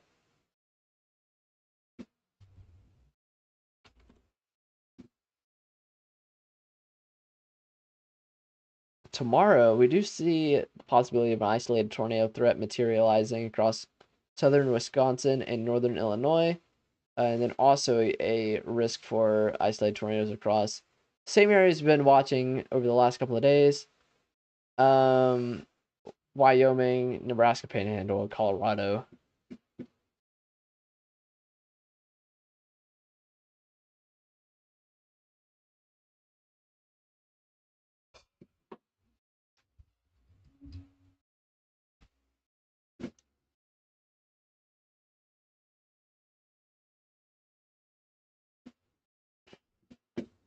All right, let me switch us back to GR2 analyst. I promised I was not going to leave you guys stuck looking at. Wait, hold on. Hey, there you go. That's better.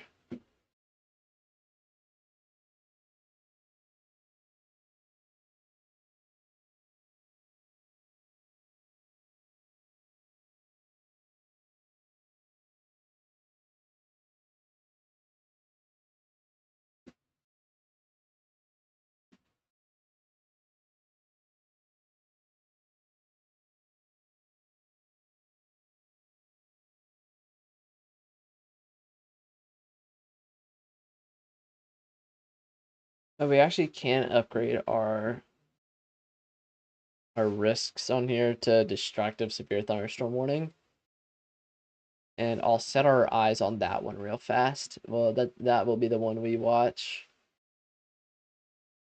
Is this severe thunderstorm warning right here? This storm right here does have a destructive tag on it. So Needmore and Meadow. Even if there's not a whole lot of a tornado threat with this storm, should probably take shelter immediately.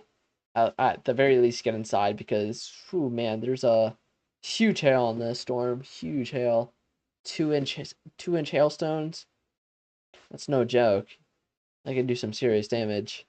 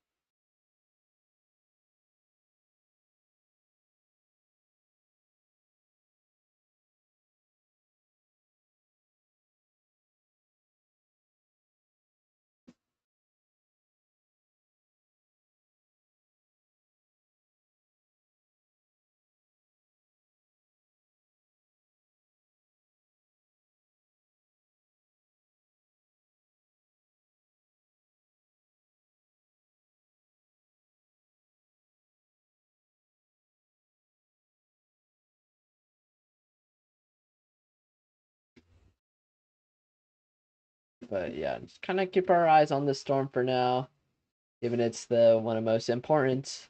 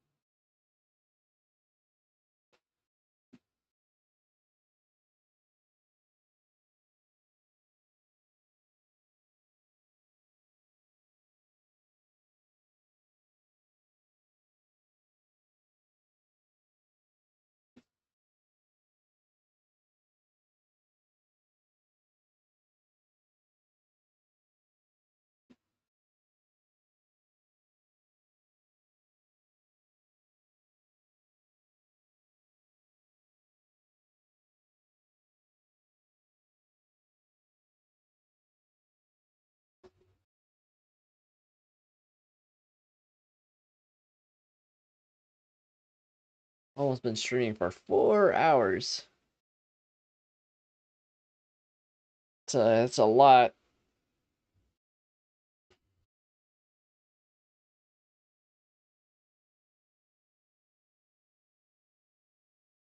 It's a lot of time.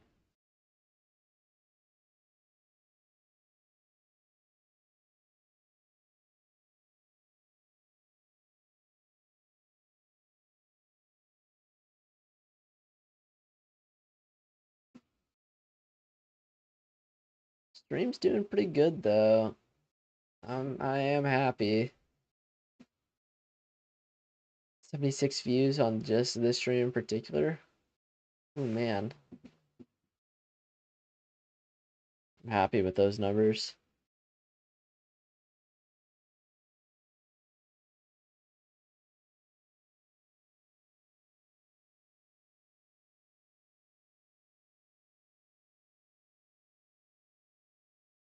A lot of time. I spent a lot of time with this. My favorite pastime is staring at colored pixels. Different colored pixels.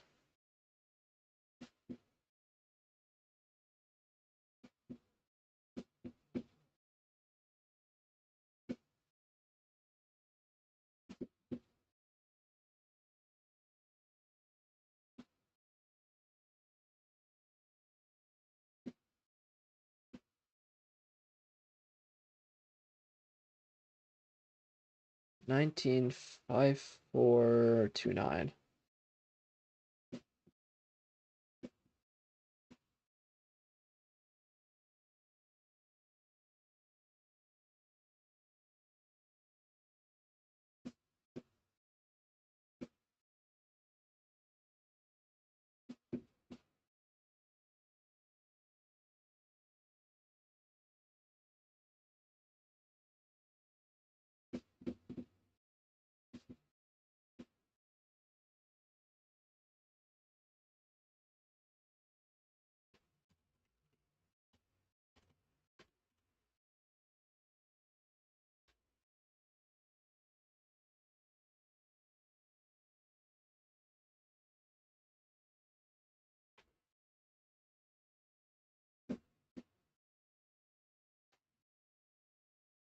I'm gonna try a different approach to editing. Our live stream that we did yesterday. I'm gonna try to put a little bit more effort into it. Just cut out all the unimportant stuff and like all the silence so it's not as annoying.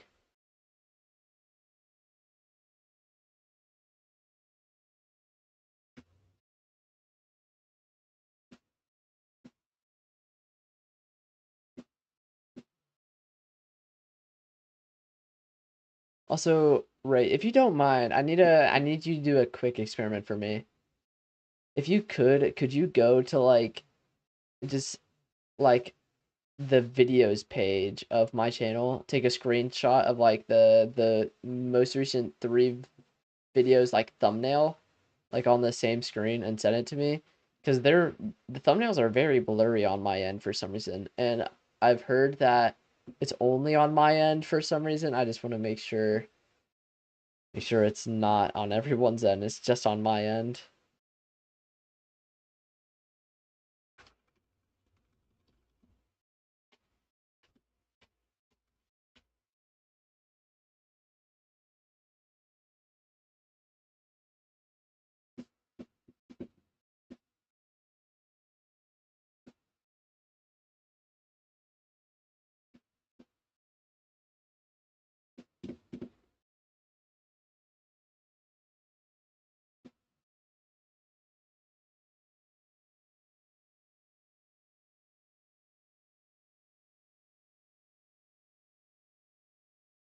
Okay, they are slightly blurry, I think, which I don't enjoy that. I don't enjoy that fact.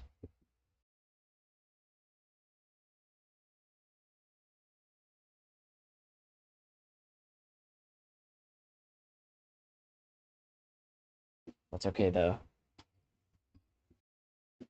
Thank you. I appreciate it.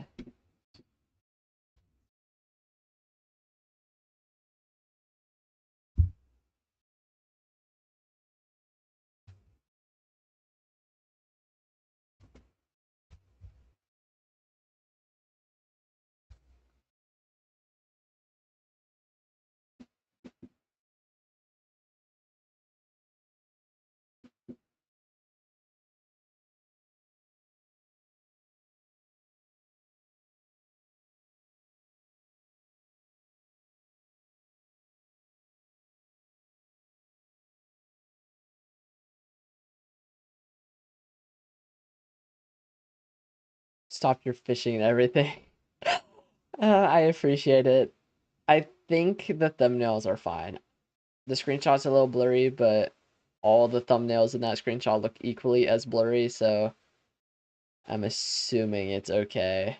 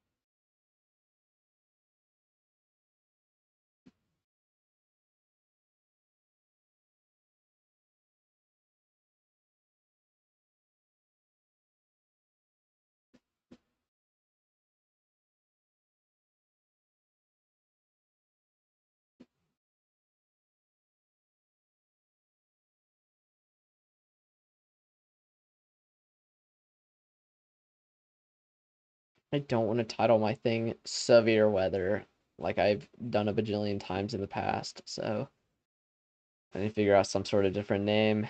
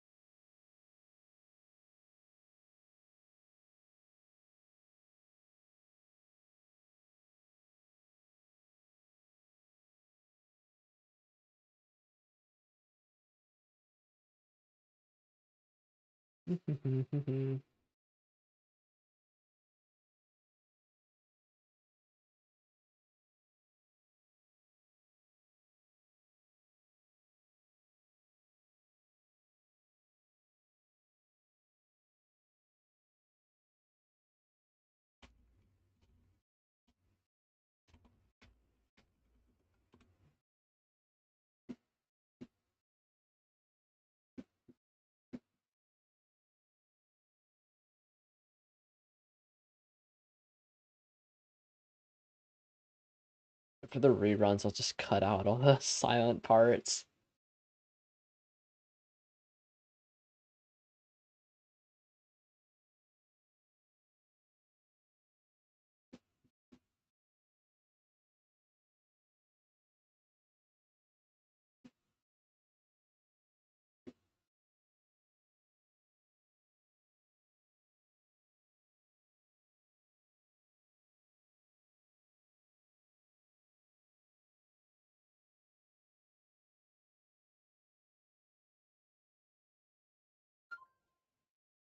It scared me. My phone scared the crap out of me.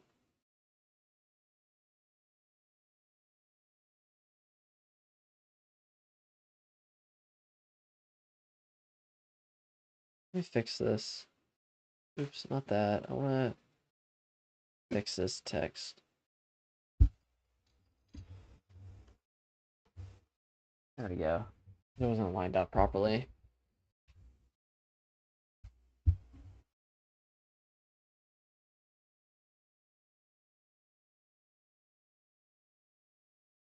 Boo. Ah! Oh my god, this is so dumb.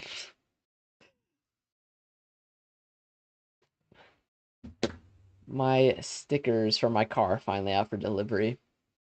I genuinely, I regret doing business with the company that I did. I'm not gonna name the business on the stream. I was talking about it earlier because I know I'll get flamed for it. Maybe like 20 years down the line, if someone watches this live stream again, maybe they'll flame me for it. But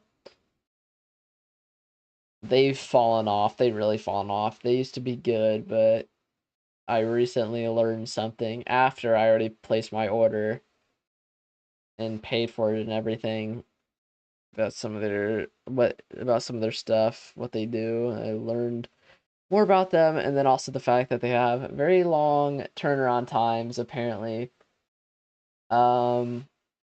Like it's not that bad per se, but it's also like I don't want to talk about it on stream because it's very, how do I say it? Sensitive. It's a very sensitive topic, but it's not nothing. It's not extreme.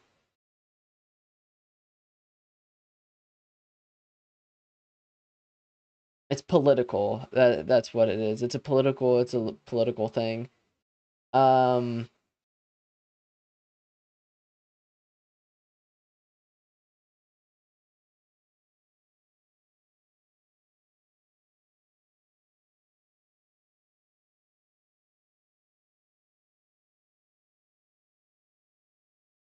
but basically like I was supposed to receive my order today. It was supposed to be on my car today. I was supposed to already have those stickers on there.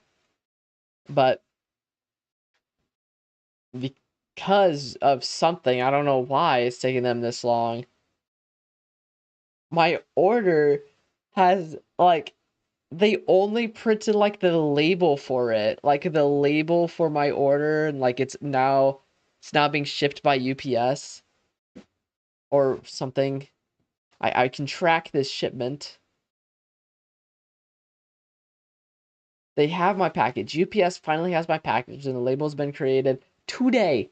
Today. That only happened. I don't. I was supposed to get my package today, and now UPS has it today. That's like they just got it today. That's ridiculous. That's an insanely long turnaround time.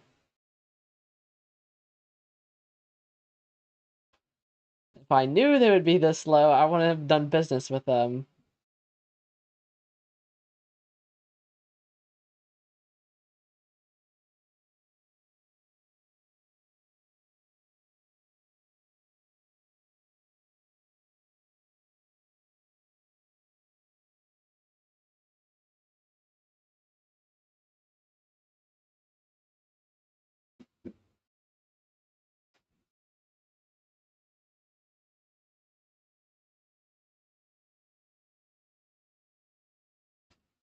Let me pull up weather-wise again.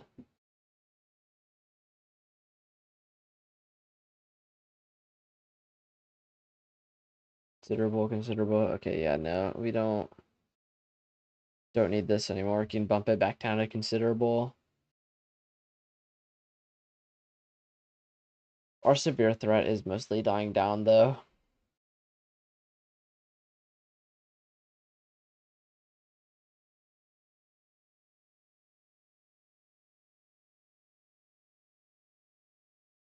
There's a mesoscale discussion. What does it say?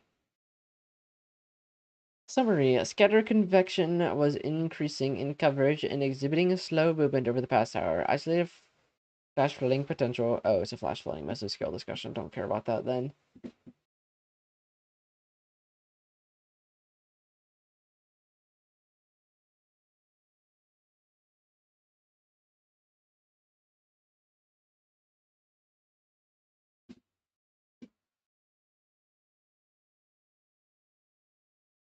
(1956-08).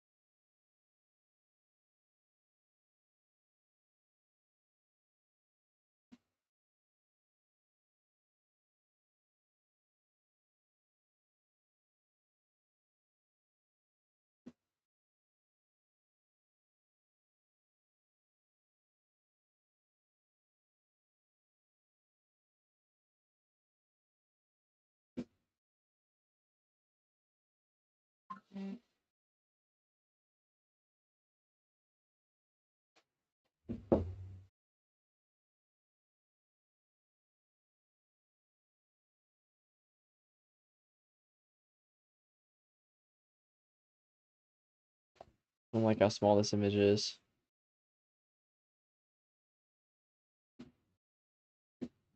Do I not do it? Do I not have a better photo?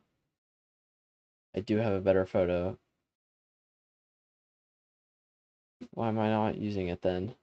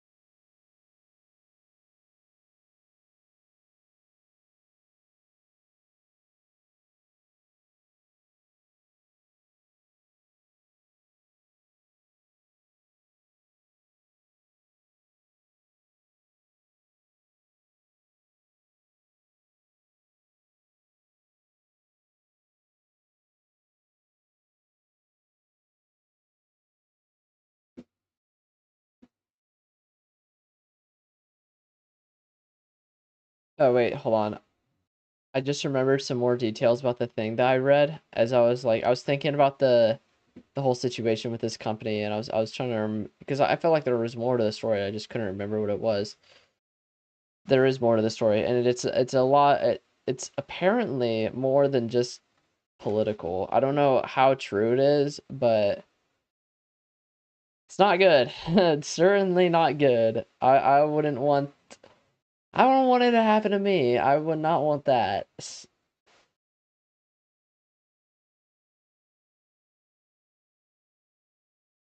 It's a lot worse than just having political views. I can tell you that right now. Uh, I just remembered what the details were.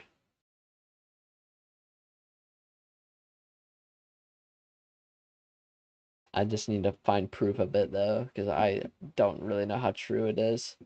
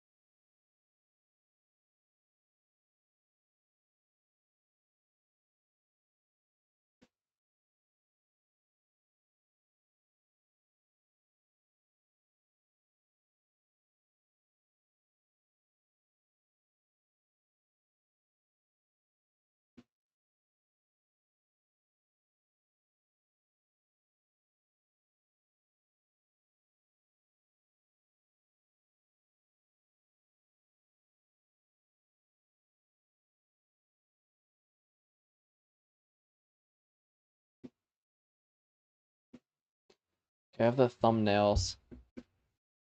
The thumbnail's done. All right. Let me give the current storms a little look over on pivotal weather again. Just to see. There's a new HRRR run currently in progress. Okay, so we're gonna see some upscale growth back towards southern Colorado. that might occur within the next 1 or 2 hours. And it's already 10:14 p.m. I'm not gonna stay up for that. So I'm gonna go to bed here, I think. I'm not thinking I'm gonna stay up any longer than what I currently am already. So I appreciate you for tuning in, Ray. I'll end up talking to you tomorrow. And I appreciate whoever else might be tuned in right now for tuning in. And supporting this channel and this live stream. And hopefully I'll see you guys tomorrow with another live stream.